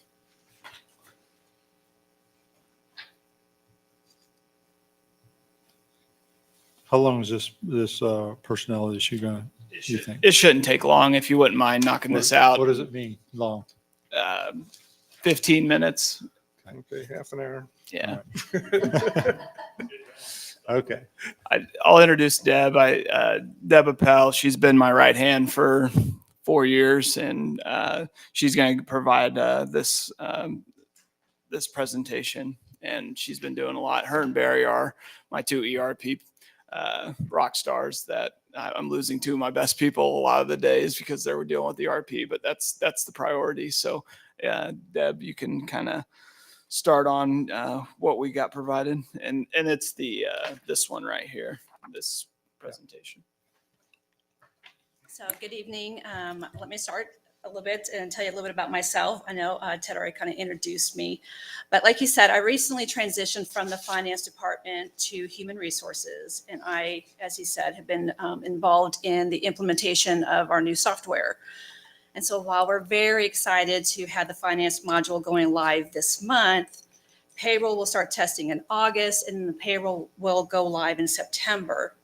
That being said, we're currently working through the configuration for payroll, and we want to make sure that we do everything in our power to get it right. We want to get it done on time and without any extra configuration costs. The foundation of the payroll and human resource management modules are the city's personnel policies and practices. I've been doing payroll for a year now. Ted was doing it prior to me, and we have a lot of gray areas that require determinations of the person doing payroll. You're researching old payroll, you're finding emails where somebody made a decision on how to do payroll or how to address maybe overtime or holiday pay. We also have side policies where decisions were made that we need to take into consideration while we do payroll. So I'm gonna give you an example. So we have holiday pay, and I kind of joke that we have option 1 and option 2 in our personnel policy, but we actually do C. So our policy does not easily explain how we want to pay holiday pay and what is a holiday. In the event like 4th of July was to fall on a Saturday, is the holiday where we pay like time and a half, is that Saturday, the actual 4th of July, or is it Friday when we observe the 4th of July? So these are things that we want to get cleared up. So I'm here, I wanted to discuss with you a plan to update the current personnel policy in stages while meeting the needs and the deadline of the new software program. So that's kind of where we're at right now. I do have a slide presentation for you. I already kind of went over some of these details. Like I said, we're in the middle of implementing the ERP system. Payroll configuration is happening right now. Will be tested in August, going live in September. Time and attendance configuration is happening now, and it will be in the test stage in January. Time and attendance is where we go from paper timesheets, which is how we do payroll right now and how everybody manages the number of hours they work. And we'll be going from paper timesheets to an electronic system. Also, our employees will be able to go to a portal. They'll be able to see paycheck stubs, how many hours of vacation they have earned, how many they've used, sick time. They can update direct deposits. That is all what's going in this time attendance configuration. Time and attendance has to speak perfectly with the payroll system. And that is why we're going to be discussing tonight some of the personnel policy changes that I feel we need to be making immediately, because as I said, they're configuring our system as we speak. This has been a group effort. Maria and Jay Hinkle has been doing the legal review. Ted and Barry's been helping with the city administration and the finance side of things. I've been involved. We've been speaking to department heads. And of course, we're coming to you to discuss some of the needs of the personnel policy. So the driving needs. It was last revised in January of 2023. These have been slight revisions. It has not had a thorough legal review and update in many, many years. Jay Hinkle started reading it. He made through page 8, and he said, you guys have a lot to update. And that was just going through just the first few pages of our policy. We want to make sure we're conforming to legal requirements. We want to make sure it meshes with our software system. We want it to provide consistent guidance to the staff on the rules that govern their employment. And we want to enact policies to reflect the organizational culture desired by you, the City Council. So a comprehensive personnel manual revision would allow for legally required provisions to be added, best practices from peer cities to be included. We have been looking at the City of Derby, City of Andover, and Valley Center. Those are the ones we're kind of comparing ourselves to. We feel that those are neighbors that are very similar to what we do, and number of employees, size of the community, and so on and so forth. We want to make improvements to the existing provisions, and we want to make sure we engage the city's organizational culture. Timeline. So here we go. To meet the software configuration timeline, we need to update portions of the personnel policy that affect payroll. That's our first focus.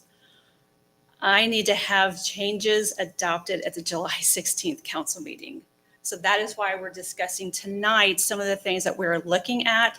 So I would really like to have some feedback from you on our proposed changes. So when we present to you a red line draft, that we know that we're making changes that are what you are wishing. After we make the first change, we'll just work within the current layout of the personnel policy. After we have made the changes that we need, then we will do a full legal review and a full revision of the policy. We'll be bringing to you proposed changes by chapter, so you don't have to look at a section at a time. And then our hope is to adopt a revised personnel policy by the end of this year. So proposed changes. So I've outlined, there's 5, 1 through 5 are the big ones. Number 6, I'm saying that we need to simply add our existing call out and standby pay policy. That policy is pretty much an email. So we want to put that inside our policy versus digging out the email of where that was decided. We'll be talking about employee classifications, vacation leave. When we talk about vacation leave, we want to talk about the amount granted at time of hire, vacation accrual, carryover, payout. Sick leave, we'll be talking about a policy to earn paid time off if you use 5 days or fewer. We'll talk about that. Holidays, we want to talk about the days that we observe in our holiday pay. And we want to talk about classification for law enforcement officers, as they are a little bit different animal than a regular 40-hour hourly employee. So first of all, we're going to talk about employment classifications. I did give everybody a paper copy of the personnel policy in case you just wanted to look at it. On page 19, section B and C. Right now, a full-time employee is classified as 34 hours. That was a decision made a while ago to accommodate an employee who is no longer with the city of Bel Aire. I know Ted firmly believes that this is something that needs to be a 40-hour classification. It should not be less than 40 hours, so we do want to make that change. We want to have better clarification between part-time and temp/seasonal workers. Currently, we have some regularly scheduled part-time workers, and we have some classified as seasonal. The thing is, we have 2 employees at City Hall, and we have 3 employees down at the rec center. They all work very similar hours, but their fringe benefits are different. So we want to clean that up. It should be the same. And then we want to do a legal review of exempt and non-exempt employees. Those are salaried, those who are hourly. And then later we'll be covering a detailed explanation of the law enforcement officer, the FLSA exemptions. Any proposed changes are currently being drafted by Jay. Can we go back to the 40-hour week? What do we have that would prevent us in the policy or need to have to avoid scheduling somebody for 39 hours on a regular basis and calling them part-time? Because that's not really fair either. Right. So our part-time will have a definition. And I believe that definition is going to be 32 hours or less, because within the full-time, there's actually a definition within full-time that says, like, if you're 32 hours or less, then you qualify for some benefits. And that's a mandate of the state. The big one is Big Brother, Mr. Caper's pension system dictates a lot of that. meaning they won't let you work over 1,000 hours. So that's our threshold without us paying you pension benefits. So yeah, we can't have employees work 39 hour, or I guess you could technically, but capers will eventually pick on to it. So But even right now in our payroll, so we would explain some way in all this process that if you ever go consistently over that number of hours, we're going to force you to be a 40-hour employee. So- If you only wanted to work 4 days a week and get 32 hours, if we need you more, you're going to have to go to 5 days. Yeah, so we don't have a classification system like that. We have a 34-hour, but now it'll be 40. So your position description will say 40 hours, and that's what you'll have to be hold to. Okay. It would be tied to the position. and any part-time employees that we have right now are less than 20 hours per week. We don't have anybody even close where they're on that on a fine line of are they full-time or part-time. And if we bring a part-time person in for an extended number of extra hours, do we pay them some additional benefit rather than straight hours? If you have a part-time person and you decide to give them extra hours, we still have to stay with under the 1,000 hour per year threshold. Otherwise, now you're having to go into a caper situation. Okay, so we'd have to bring in another person, a temp or something to, okay. Yep. And then we have the seasonal classification, and seasonal would be, it gives you, we would be adding that where it's going to give you like a 5-month is the defining timeline of a seasonal or temporary person. So that way you could have somebody who could work like a lifeguard. They could be working 1 year, leave and come back. So I'm struggling a little bit with the part-time issue because you're saying capers is 1,000 hours, and 1,000 hours is 20 hours a week. It's actually a little bit less than 20 hours a week. So Yeah, we work 8. a 32-hour employee is going to blow that out of the water if they're working 32 hours a week the whole year. Right. But we currently do not have anybody who's Okay. 32 hours. But I'm just Which is why we'll wondering if have a you want to be part-time. careful about Yeah. how you define that, because Absolutely. if you're not, you're going to end up defining it. Then you're going to determine to hire a part-time person for a whole year, Oh, absolutely. and now you're going to blow it out of the water. And you're not going to really be a part-time. Absolutely. Yeah. And those classifications, Jay Hinkle is helping us with every step of the way, and he's helping with those classifications to make sure that we don't get ourselves in any type of in legal limbo. We do want to make sure that we have it, again, correct. Okay. We just had this situation right now where we have people doing the same thing being identified 2 different ways. So we need to get that cleaned up. Yeah. Yep. We'll be talking about, let's see, vacation leave, sick leave, holidays, classification of law enforcement officers. I think I was already over here, wasn't I? I think I went backwards, didn't I? So we'll be doing the benefit classification. We'll be doing the legal review of exempt and non-exempt employees. That has also came up as to the requirements of a salaried employee in terms of how you use vacation time, sick time, when you use that. So again, we have a legal opinion on that. We'll be presenting that legal opinion to you in our personnel policy. That was just changed recently too. Yes, it wasn't was. Absolutely. And we'll also be reviewing everybody who is a salaried personnel, because they did also make some changes as to requirements to be considered salary, not only the your wage cap, but also you had to perform different duties. So Jay will be going through all of our positions and make sure we're okay there.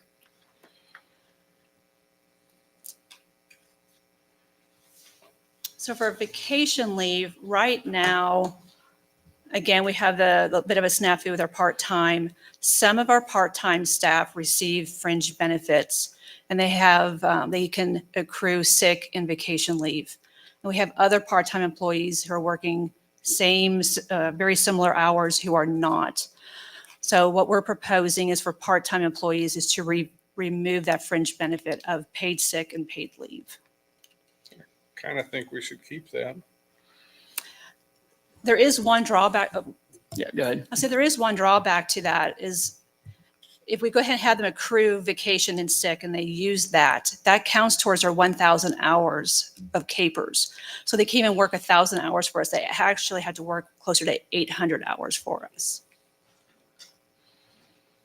So we lose quite a bit of time. Yeah, I don't,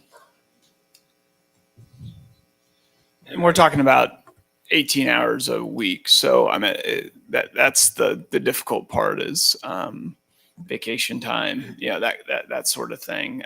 It just puts everybody on the same playing field. So are for you saying- example, like, what if Brian has 4 part-time employees over at the rec center and they use them as really need them during times, so the times they schedule them is when they really need them. And that's the difficult part of, I'm taking vacation at the time I actually need you for being a part-time employee. That's kind of tough.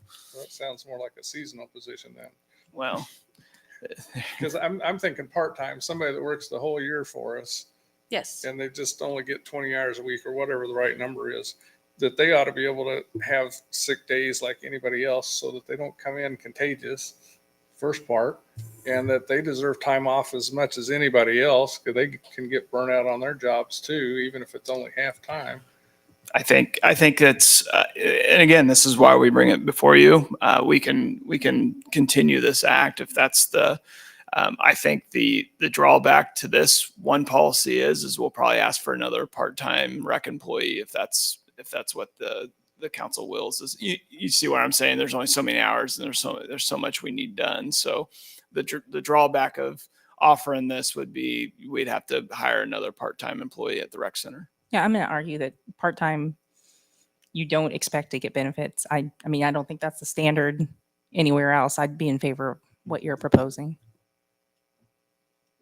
I've Agreed. seen other places that accrue sick and vacation for part-time staff. It just depends on how well you want to treat your people. Yeah, currently our part-time, like we said, which is under the 20 hours, currently they earn the exact same 8 hours sick as a full-time person. And that I would argue with, that they should accrue at a different rate. But Is there a way to distinguish it between temporary or seasonal and part-time? Yes. So can seasonal we has talk through how that would look? seasonal has a defined beginning and ending. It would be like over a 5-month period. Right. Pool, someone who's mowing for the summer would be seasonal. Right. We have 3 rec employees who work all year round. You have 1 employee who approaches at 1,000 hours by the end of the year, and we're having to contact, say you need to quit working the rest of the Right. year. You're at your 1,000 hours. Right. So they are definitely used very regularly. So the seasonal employees, do they receive the same? No, seasonal and okay. temp has That's what no got fringe us. benefits Okay. whatsoever. That's what I was after. Seasonal, think lifeguards. Right. Those are Or seasonal. summer camp. Summer camp. summer day lifeguards. camp I lifeguards. was just yeah. trying to distinguish if Yes, they were they're not. So we're just Yes. talking about part-time. part-time, Okay. regularly scheduled part-time. Gotcha. And we just personally use a threshold under 20 because of capers. I mean, I can see the benefit to keeping this because we do need part-time workers. And if we're going to remove the benefit, it might become harder to recruit part-time workers. We don't want a full-time. So the benefit to us is we're not having to pay them a full-time wage to attract workers. So I can see each side of that coin, how that could backfire on us Right. if we remove this benefit that they've already had. That could have some negative outfall to it. I'm just trying to be a realist about it if we take it away. So Do you guys have a Just feel rolled from the into their current? rate. Excuse me. Go ahead. Do you guys have a feel from your current employees about this? I mean, has there been any signal that there might be a change? No, not for that particular benefit. We definitely wanted to come to the council and have this conversation first before raising any concerns. We definitely wanted some guidance. So right now we have probably 6 part-time employees, and 2 of them receive the benefit, 4 of them don't. The ones with 2, we're looking at trade-offs as well. Maybe a step up if you remove that. We're not that that So we're Mr. not David that had heartless. something to We're say? just trying to clean up some things. Mr. David had something to say. It was exactly what Ted said. You Okay. give them a raise instead of the benefit. Okay, thank you.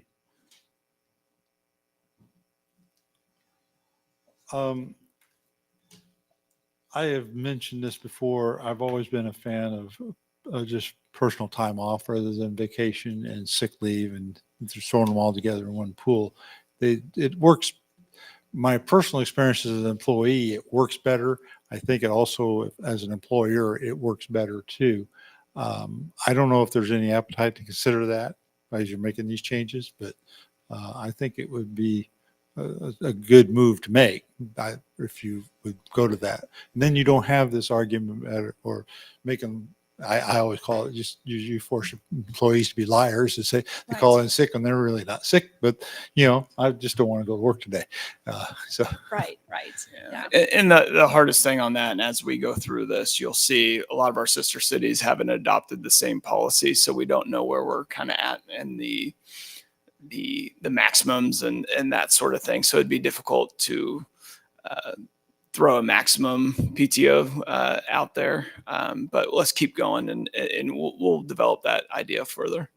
yeah, it's just a combination of vacation and sick leave, right?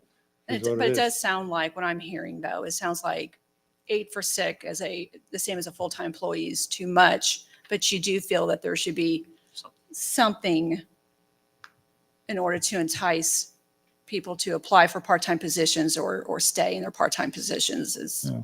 You can just cut down. You say part-time position gets so many PTO hours accrued, and full-time gets a different accrual rate. But yeah, okay. Can you change the accrual rate? Yes, we have total control of that. Yeah. Slide 2. There's no law that says you have to pay vacation time Right. or sick leave.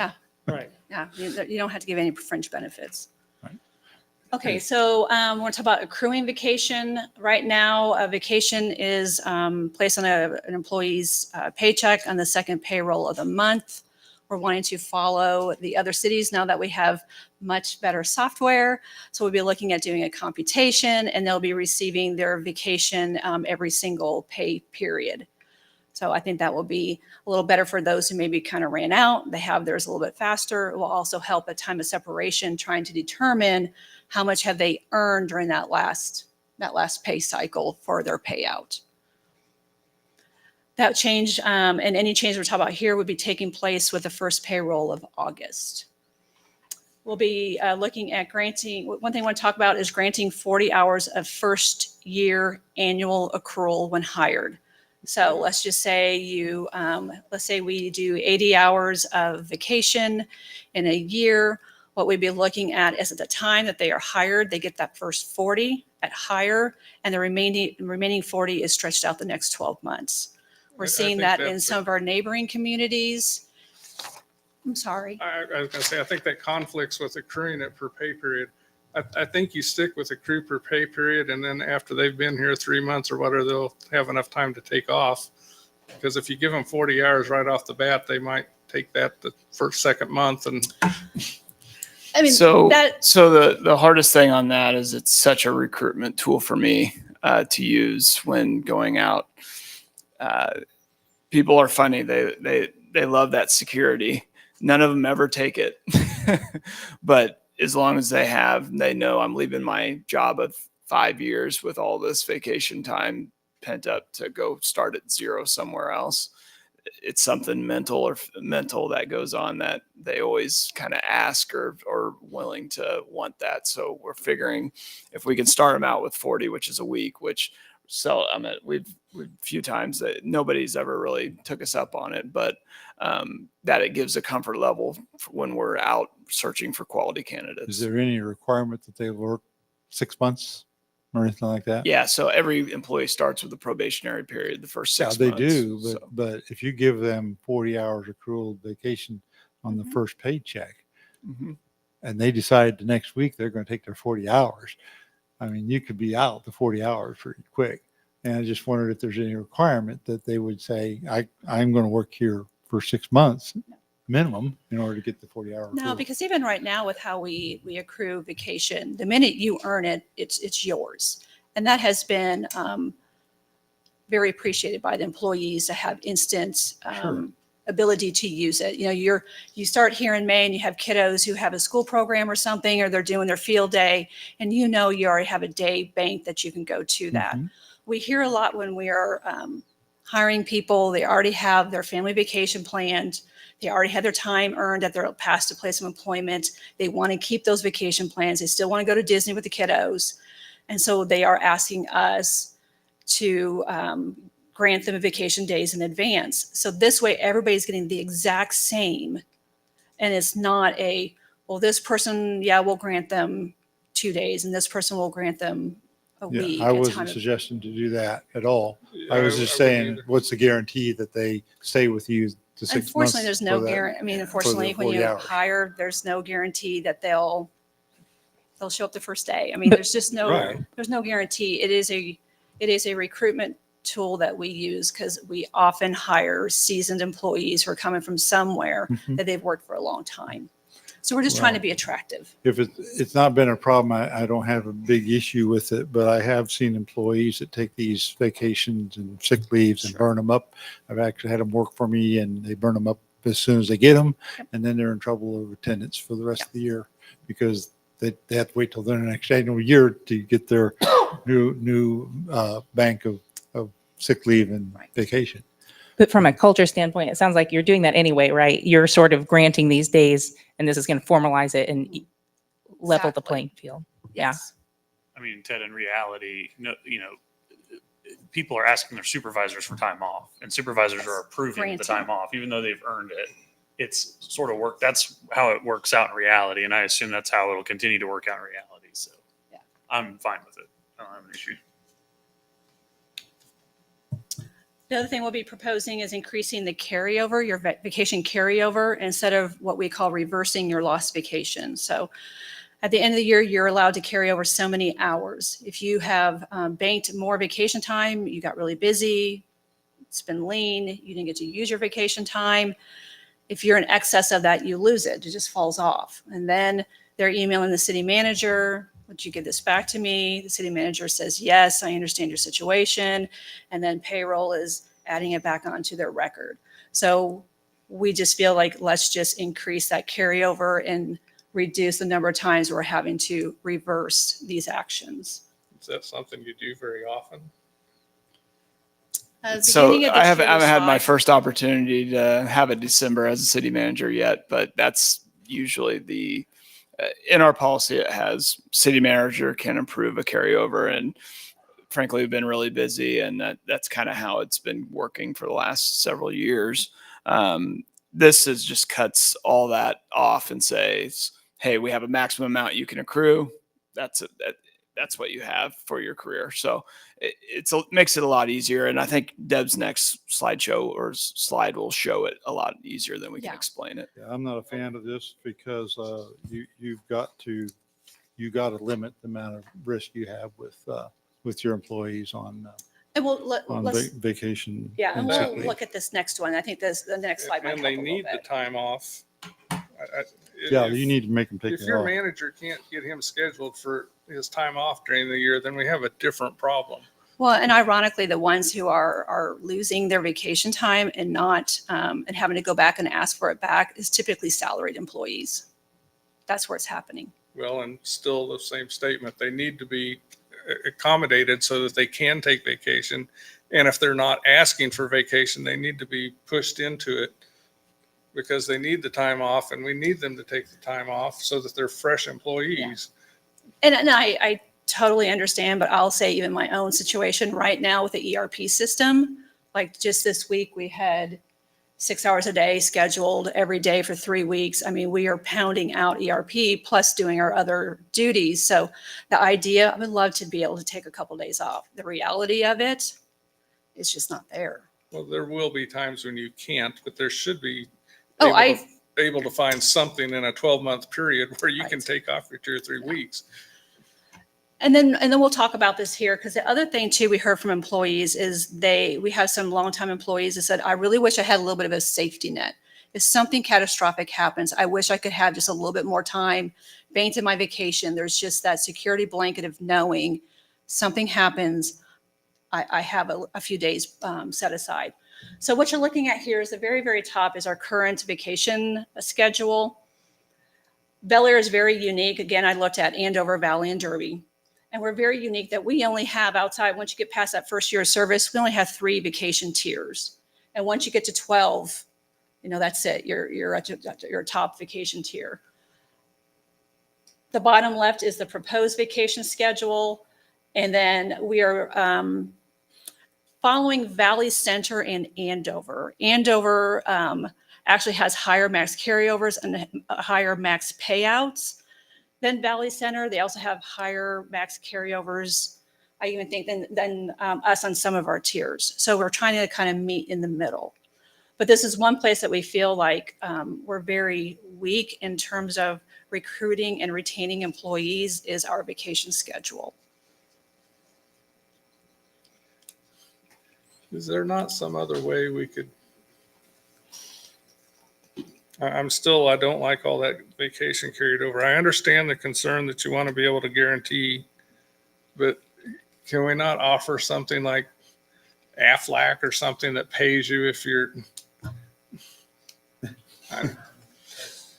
yeah, for And we- long-term Sure, disability? right. We have the short-term and long-term disability that the employee has to pay for if they want it. Yeah, Yeah, I'm not a fan of making that change. I think that you need to leave that alone. I've never run across an employee who came and said, well, I don't want to come work for you because I can't carry over 4 weeks vacation.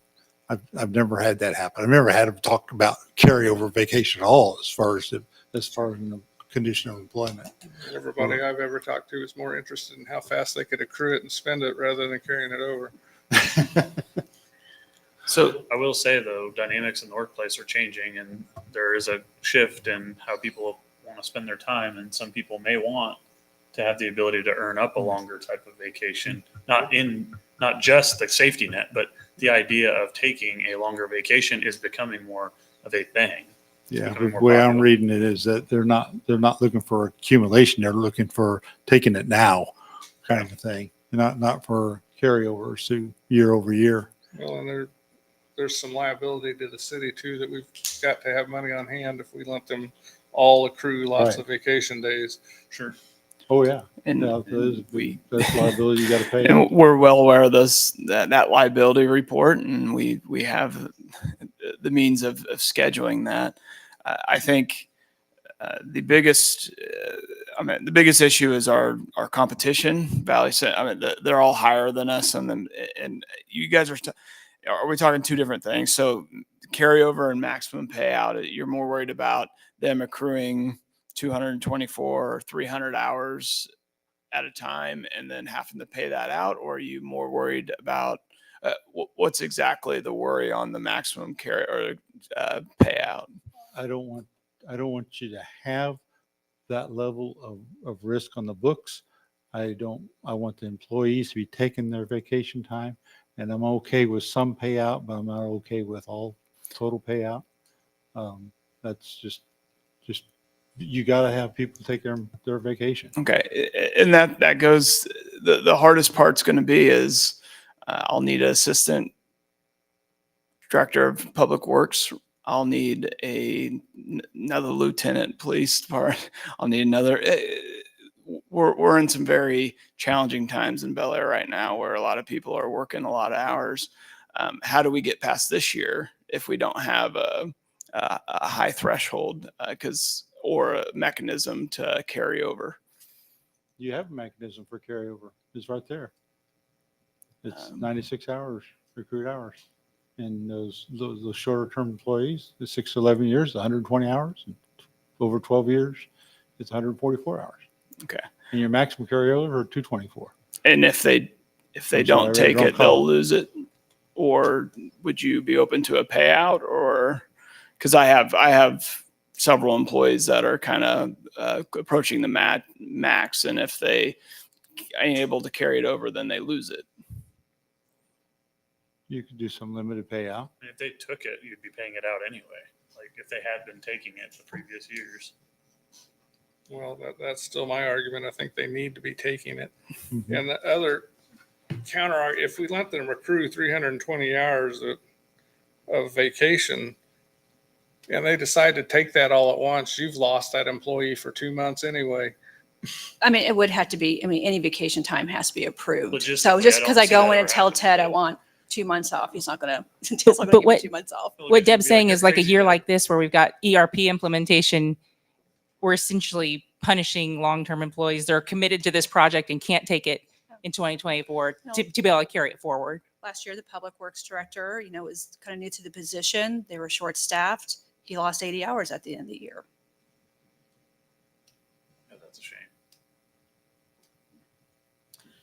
So that's what we were talking about. I mean, because eventually it's going to catch up to a person. I mean, you're only going to be able to hit a certain mark. And if you're here long-term, you're going to keep earning and earning and earning. You're going to be forced, like you said, you're going to have to take some vacation time. This isn't just going to accrue forever, never, never. Now, I understand like that if there's some concerns over the max payout, there's always the option of you can have a larger accrual, but if you're worried about what's on the books, we could reduce the actual payout. That there is that ability to accrue. So if things are super busy, things got super crazy, maybe you had that bigger vacation planned, but then if the concern is just max payout, we could always look at going less than the 320 on the max payout. But I really think first thing would be, right now we have 3 tiers after that first year, and we top out at 144 hours. And our competitors are at 144 hours at 5 to 10 years, but they keep earning money. I mean, heck, we have Brian who's been here for almost 30 years, and he's still earning just over 3 weeks of vacation a year after 20-some years of service.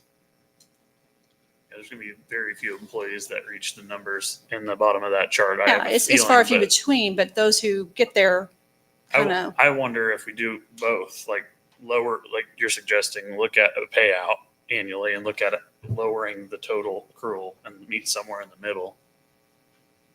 You mean Dobbs? So you can accrue more, but you just know you're not going to get paid out at the end of the. I'd say have a cap of a payout per Yep. year and have a cap of how much you can roll over every year. Oh, you're Like, saying payout lower- at the end of the year. Right. At Do the end of the both. Lower the total you can roll over, but also offset it with a payout of whatever amount. Gotcha. And I'd like to see a required minimum hours to be used each year. And then if you get in the situation where we're at right now, if we really can't get vacation time for all the people doing the ERP switch over, then we buy out their vacation. And I'm sure Barry's shaking his head over there. It's finance, guys. Trying to make a policy that you can apply to everybody. No, I mean, if we're going to start doing annual payouts on vacation accruals, that's like a part-time person per employee Just to manage that we're it. paying at the end of the year, in addition to the 2,080 hours that they've already worked. And if we're doing that annually, Yeah, so we might as well throw 10 employees in the budget right now if we're going to start doing that. The reason I want to pay it out, because if they're forced to take it, that's scheduled hours. They're already being paid for. There's no increase to us. But we'd only be paying the overage from what they can carry over. And my whole point is I don't want them carrying over more than a week or two, no matter what. Right. If I'm at the end of my 6th year, I have 240 and I just accrued 144. I'm about to get paid 144 hours. That's a chunk of change per employee. I They're not didn't say taking buy vacation. all of it. I'm just saying. But you're even if it's making 1 the hour, assumption he that's takes in that- addition to what's already been budgeted for their salary. Yeah, but your assumption is they're not taking any vacation the entire year. I mean, yeah, if they're Yeah. carrying over, if we're paying out anything at all, So- 1 hour. That's So more than we what we've need already to budgeted. put in policy that It just needs to they cap. must take vacation time. It's capped. If they accrue over that, they lose it. That forces them to take their vacation so they don't lose any. That's what the cap does. And then with the annual hours here, I mean, if we're looking at an FMLA case, that's 480 hours, 12 weeks. We have to hold their job for that. Short-term disability, 66%. If we're accruing 240, that's 33%,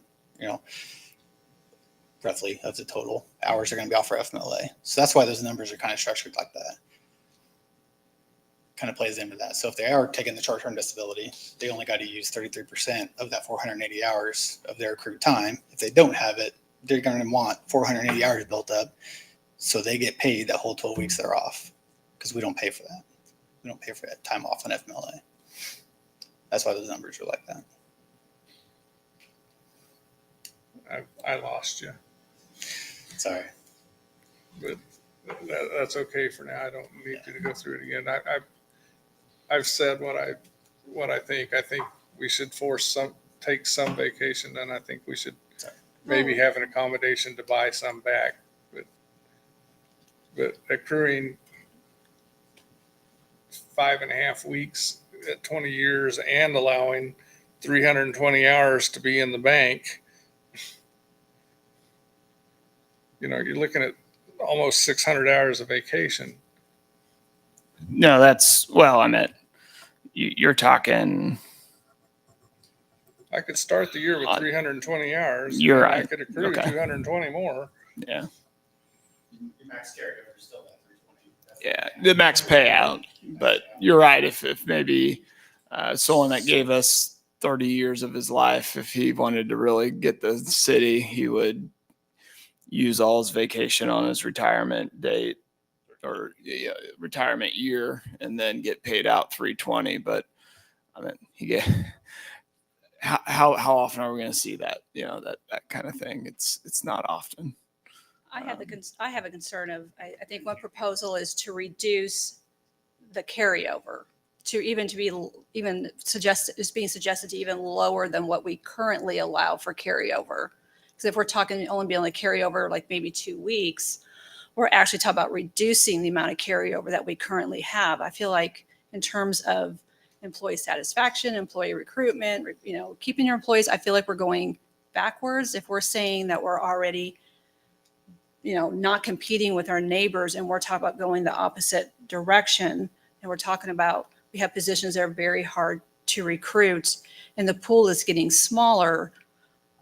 Are we doing a disservice to ourselves in order to fill some of these positions? If vacation is the only thing that we can use to recruit them with, I don't think we're doing it right. I think we should be paying them a little more all along or something else.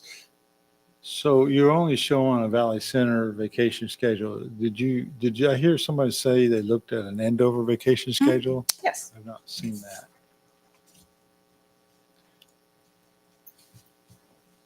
Yeah, in my work, I'm certainly used to, I've got 320 hours myself right now.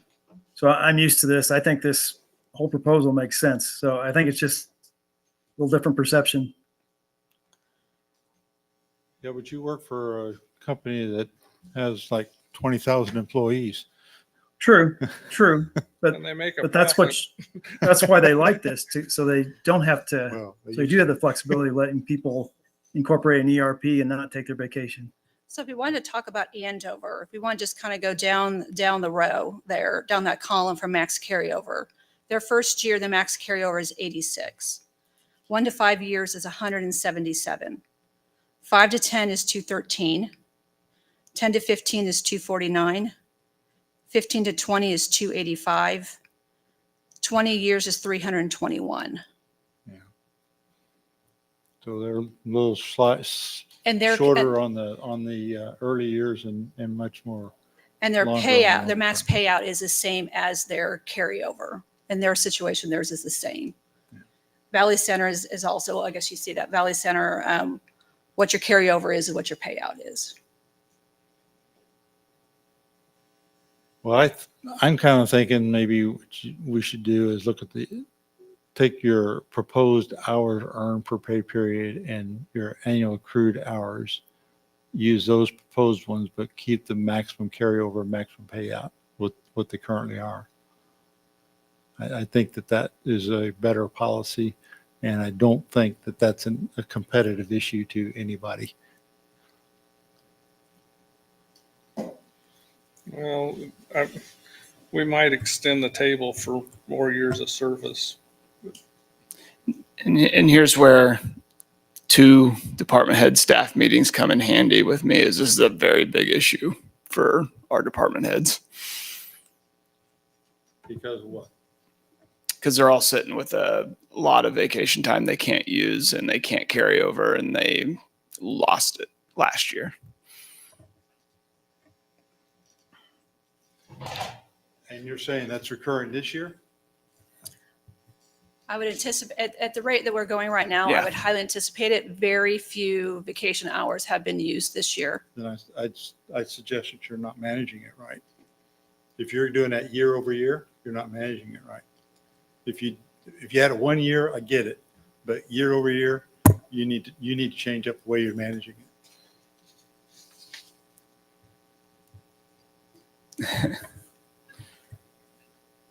So you're saying they exceeded the max carryover right now is what's going on? Yes. Okay. And they exceeded it last year. Correct. So they're not taking, that's 2 years in a Right. row, they're not taking vacation. Right. Yeah, that's not right. Yeah, they need to get another person in the department. I know that's not always easy, but that's. And it sounds like you had some vacancies, which is causing this. And so, I would say causing it, but yeah, we're a very busy city right now. There's a lot of projects, but It does feel like we're not going to get less busy. No. So I do agree that we probably have to figure out how to manage it, and that might require more resources, which you have to ask us for. But I would tend to agree that we don't want to make it. I would rather have our employees taking their time off. I think most of us have said that. So we've got to figure out how to make that happen. Help them with the work-life balance. I agree. I do agree we should extend the years of service down. No 12 tiers. plus seems a little light. Is there any type of consensus if we look at just the hours earned per pay period and the annual accrued hours that we're looking at on the proposed table? Does that seem fair and comfortable? And then we go back and propose something different for the max carryover and the max payout. It's like if we took the table we have and extend it with the same sort of logic or similar logic, that maybe we would be somewhere close to what most might agree to. I don't know if I'm saying that wrong, but I think having more tiers past the 12 and extending the accrued and the carryover accordingly So, might make sense. so on our current schedule, so at the 12 plus, our annual accrued is 144. So keep it at the 140. But then add the 15, 20, 25. Sort of with the same logic from the year steps. It's not gonna match your proposed, it'll be lighter. I it'll be- can imagine use that logic, but I'm just trying to figure out how we can make an adjustment to it that Yeah. I do agree is someone necessary with a long-term employee, and you do want to reward them for sticking around. This is a retention type thing. But you're rewarding them on the hours earned, the accrual, the annual accrued hours and the hours per pay period. That's where the reward is. Yeah. I would agree with that, with those two columns in the proposed vacation schedule. I think that's fine. But I'm not okay with the carryover and the payout That's fair. columns. so as we're preparing the final document for passage, keep the max payout the same as it currently is, and just drag it down, or should we adopt something more like Valley Center where there's slight increases so it mats out at 25 years at 264? See where the right column, meaning, do you want me to just drag down 224 all the way down to 25 years, or can we escalate it reasonably? Maybe not 320, but max out at 264. Yeah. They're adding a half week each year Yeah. in maximum carryover. Yeah. That's probably okay. Is that okay? I'll say, so for ease, are we good with the Valley Center schedule? Sounds like that's more agreeable to. Seems like a nice meet in the middle. Sounds like a good meet in the middle. I think we keep basic same percentages as we got now, but we extend the table down another 3 rows is what, which if we took Valley Center, we'd be, their 12 plus few is more our 5 hours. to 10. So we just change the labels on the next 3 down or so, basically. That's Yeah. not as good as Valley Center, but And so do we want to pay out the first year of that 104? Like Valley Center? Yeah. I don't No. think you should ever do a payout on the first year. Yeah, we currently don't pay out the first year. I think Yeah. that's fair. Yeah, that doesn't make It any takes care of sense. some of those concerns. That means you haven't taken any vacation your entire first year. And that's no big deal. Well, it's no big deal except that Well, I mean, if you're turning over every year, if you're not staying a year in the job, then Yeah. I don't see why we should be giving you a bonus. Yeah.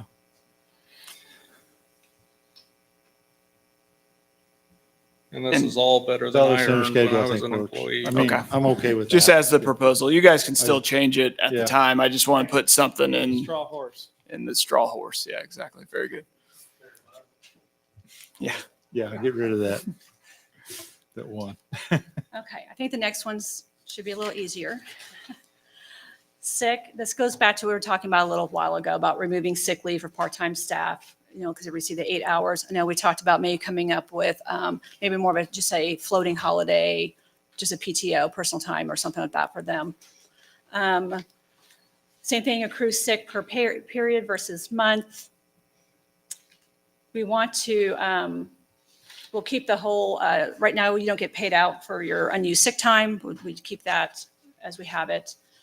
The one thing I do want to talk about is we have in our policy right now that if you use 5 sick days or less in a calendar year, then you receive 1 personal day off. I think we have learned a lot from COVID that this is encouraging people to come to work sick.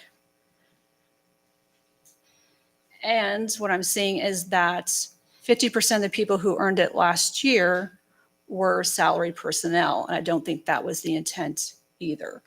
So I think this is an opportunity to discuss maybe trading that for something else. Yeah, I think the biggest thing on this too is the way you have to calculate it in the Yes. system, and the directive of never, trying to do manual calculations or trying to make them write a script that's outside of what the system does. And this is a primary example of what we need to get rid of so that we're not sitting there with our pens and paper manually inputting anything into this new system.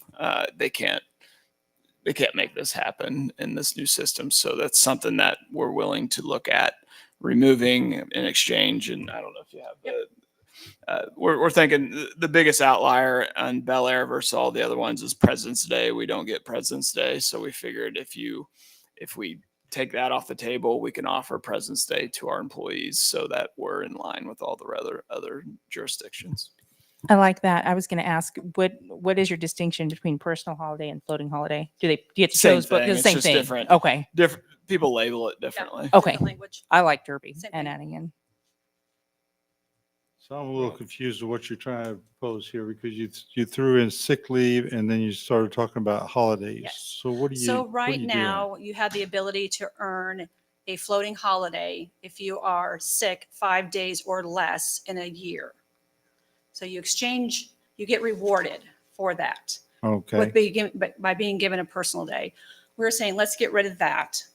Okay. And instead, we would request to replace that with having all employees be given a day versus just some employees, and maybe using President's Day since it's one holiday that we don't observe that our neighbors do. So you're going to just replace that with with President's Day holiday? That whole sick situation would just go away. It's done. Right. Well, I think we go back to what Mayor said a while ago, though. I think we should just have paid time off instead of sick days and vacation. And then if they need a day, they can take it. Because that's what they're doing with sick days now. If they want a day, they just call in sick. The only thing would be is that you could be increasing your liability, because right now we're saying 6 days, if we wanted to put them all into a pot and say, let's just call it one thing. We've now increased how many hours a person is receiving. So then the question is, at the end of employment, are you paying out all of those days now? Because right now we don't pay out sick time. You can get the maximum payout schedule the same way it is now. You just increase the accrual rate.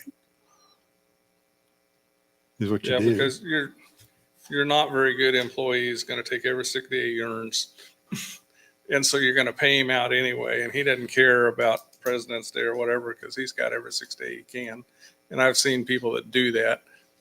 they watched their paycheck, and as soon as they got 8 hours, they were sick the next pay period. So designing our personnel policy for the worst possible employee is interesting. The issue with sick is that it has a higher max accrual. That's if you have cancer.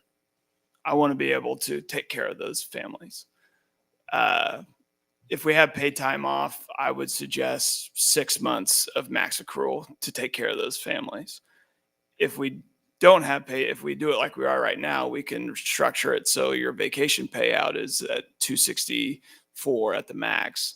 And then you still have a sick bank over here if that disaster strikes. So that's why my problem with paid time off as a, Let's go back to disability pay then.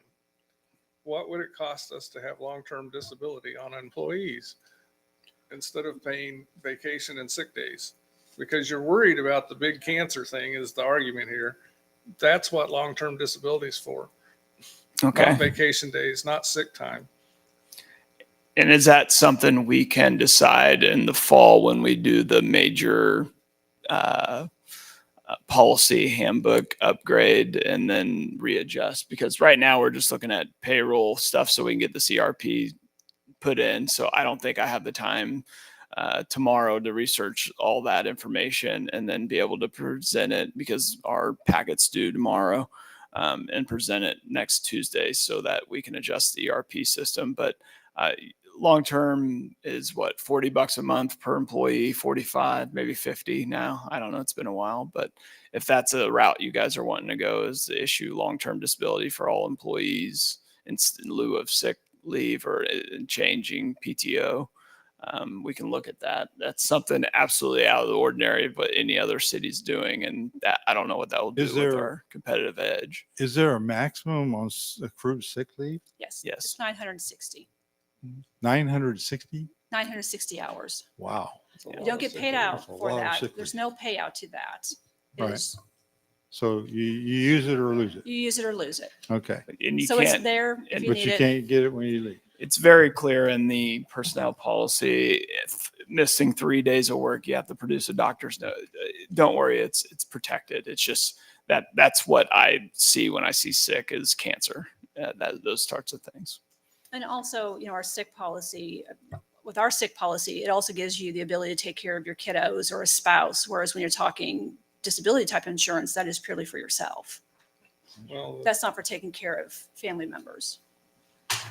That's not being held Well, with if we that. already have, I mean, and I'm not going to ask you to tell me this today, but but maybe look at it. Do our employees have a lot of sick leave accumulated, or are they pretty much short on it? No, And we definitely have employees at every single pay period, because that one, the maximum carryover is calculated every pay period. And every pay period, we definitely have a handful of employees. Every pay period, they have some dropping off, that they're losing some sick time. Because they're not taking. Yeah, because they're not sick. So, Yeah. so it's definitely not what I would say an abused situation. I would say, since I've been doing payroll, I think we had one situation where we were kind of a little concerned about an employee, and the supervisor dealt with it, and we moved on. To sit there and say people are just without sick, that first year or two is a little bit more struggle for some employees. You have a kiddo who's out, and you start with zero, and you're kind of starting at the beginning. They may be at that point that they don't have a lot, but it's just not. We need every warm body in here, and I think everybody knows that other coworker. They don't want to leave their coworker in a bind by not showing up. I think what I'd rather do on this, Ted, so you guys don't have to track it, and so it's easier for you guys at the RP, is to do what you're proposing. Get rid of that extra 6 day or Yeah. floating holiday and just do President's Day and move on. Yeah. We I'm can good. look and research all the other stuff later, but for the purpose of this, I'd say we just do that. If we're booking, how many employees do you have at 960? A lot of them, or a handful, or what? I mean, approaching 960, if you've been here, I'd say about 6, maybe. yeah. Because I mean, I'm just thinking when I look Yeah, at the okay. report, there's So just names that's fine. I It's don't really have not that a exact issue. number, but now that I know you have that, I understand John's proposal about Yeah. doing long-term disability, but if we've already got that in place and they're doing that, I'd say we're probably pretty good right there, and leave that alone. but that's a little bit of a surprise. I didn't know we had that much allowed accrued sick leave. That's a lot of hours. I'm surprised at that too. But anyway, yeah, I think that proposal is fine. But what you're saying is drop that sick time and add President's Day. That's as far as I'm concerned. I mean, I don't get to vote on it, but Dropping the exchange. We're not going to trade Simplifies. sick days for anything. right. Just make it easier. Now let's get to the hard one. Oh, God. So this is the last one of my 15-minute presentation. Yeah. So- How long's it been? You're going on an So, hour now. law enforcement officers, they're a breed of their own, and they are classified differently. And so we're learning quite a bit about this as we're going through our ERP system, and we're looking at, again, our neighbors to see what they're doing. Jay Hinkle, he researched this heavily for us and has guided us through this. We then presented his findings to the police chief. You know, he talked to his staff, and this is something that they are supportive of doing. So currently, we've been treating police officers just like any other hourly employee. And you would have an 80-hour work week, two-week work period, 80 hours. If you worked more than 40 hours in a week, you would have overtime hours for those hours. Come to find out that a police department pay period is a 14-day pay period, and it's 85 hours in pay before overtime is earned. And you look at the full 2 weeks, the full 14 days when you determine overtime. So maybe you had 4 hours overtime the first week, but you took your off 4 hours the second week. It's now a wash. Whereas before we're saying, okay, we're going to pay you 4 hours overtime, and you got to clock 4 hours sick or vacation for the other to make up the difference. Overtime Just a that's worked. second, I think I heard something there. So this is actual hours worked. If it's vacation or sick leave, it doesn't count towards 85 hours? Correct. Okay. If they physically work more than 85 hours, that is when they would start earning, your time and a half overtime pay. Overtime pay, that's what we're going to, would be calculated time and 1/2. Work performed on city holiday, the national holiday. So again, we kind of go back to that 4th of July scenario. 4th of July is on Saturday. We celebrate it. We close the offices on Friday the 3rd. So for them, work performed on a city holiday, the national holiday, 4th of July on Saturday, they would be paid at time and 1/2, regardless of the number of hours worked during that pay period. So in that specific holiday that we observe, the national holiday, that is when they would get time and a half holiday pay. And we follow the federal schedule for holidays then? So It's we the ones that include- you just adopted. The ones that we have adopted, President's Day, Martin Luther. You don't have to New adopt Year's. every. It's those holidays. It's just that there's 4 holidays that could fall on a weekend. And that gets a little, when you're doing payrolls, like, well, they worked on Christmas Day, Sunday, but we were closed on Monday. Which day do we give them time and a half? Well, it's Christmas Day. It's the real holiday that they're away from their family. Now, this is also kind of an interesting scenario, and this is Andover's doing this. Valley, I think, is doing this about the holiday. I'm sorry, they're not, but Andover is. The city will grant holiday pay. So let's just say January through June. They would get those number of hours of holiday pay, and it just kind of goes into a bank, just like your sick day, vacation, your personal time. And then they use it when they're ready to use it for that, preferably at that holiday time. And then the second half of the month, they get the other holiday hours. The thing is, they have to use it within that 6 months or it's forfeited. And then they were to leave employment before using it, they would not be paid out for that either. This is basically just providing flexibility to our police officers to take the holiday. Majority of them will take it on the day that aren't, if they're not, on the day. But if they're able to, if they have to work, then they can take it a different day, that kind of thing. The holiday pay, they're not working, they take the holiday pay. Is Sorry. it straight 8 hours? Is it Yeah. a straight 8 hour pay? Straight time? Time and a half. on the No, holiday. straight 8 hour. Don't Yeah, take, if they don't, work on the holiday That's fine. yeah, yeah. It's and just you, 8. and they want to be paid for the holiday, that's straight pay, Yes. straight time. Yep. Okay. Just like us at City Hall, it's closed for the day, we get 8 hours straight time Right. for our holiday. And So if yes, they- if they're not working, that's what they get. If they do work the holiday, can they take the holiday pay too and essentially make 2.5? If they work the holiday, they get paid time and a half for the hours worked. And then that holiday pay that we're talking about that's in the bank, they use that on another day that they actually take the day off. Yeah. You can't double dip. You Can't double dip. They Work have it. to take a day off. Yeah, they Yes. have to take a day off. That's what I was yeah. asking. Yeah. 'Cause that's So- what they're Payout. doing. That's what they're kind of doing now, and it's just missing out on Christmas and going forward. So So right now with a paper timesheet, it's still very confusing, but they will sit there and look at that pay period and they'll say, well, I had to work Christmas, so I'm going to take Tuesday off instead, and I want my 8-hour holiday there.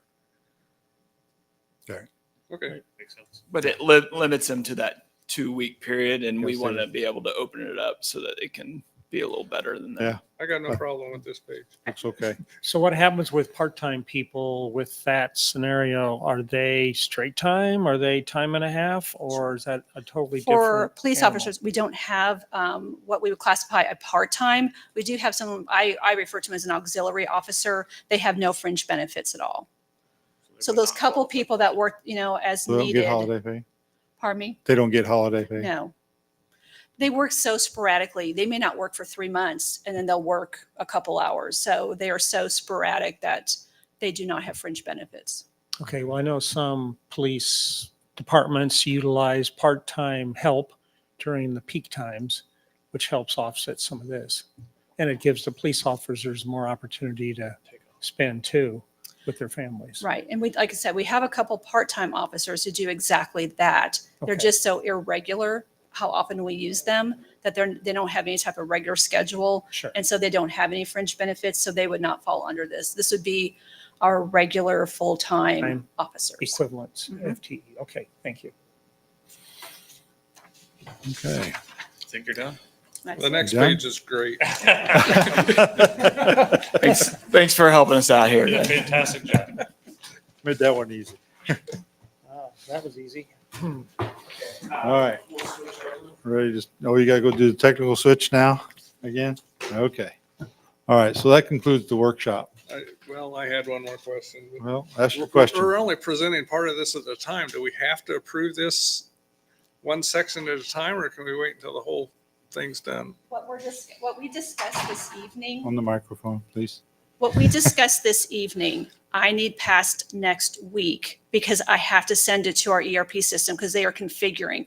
So what we're addressing right now are only things that actually affect payroll. Okay. After this, we'll do a full revision of the entire thing, address all the legal issues, a lot of clarifications. That will just kind of present it to you a chapter at a time until we've done the whole thing. And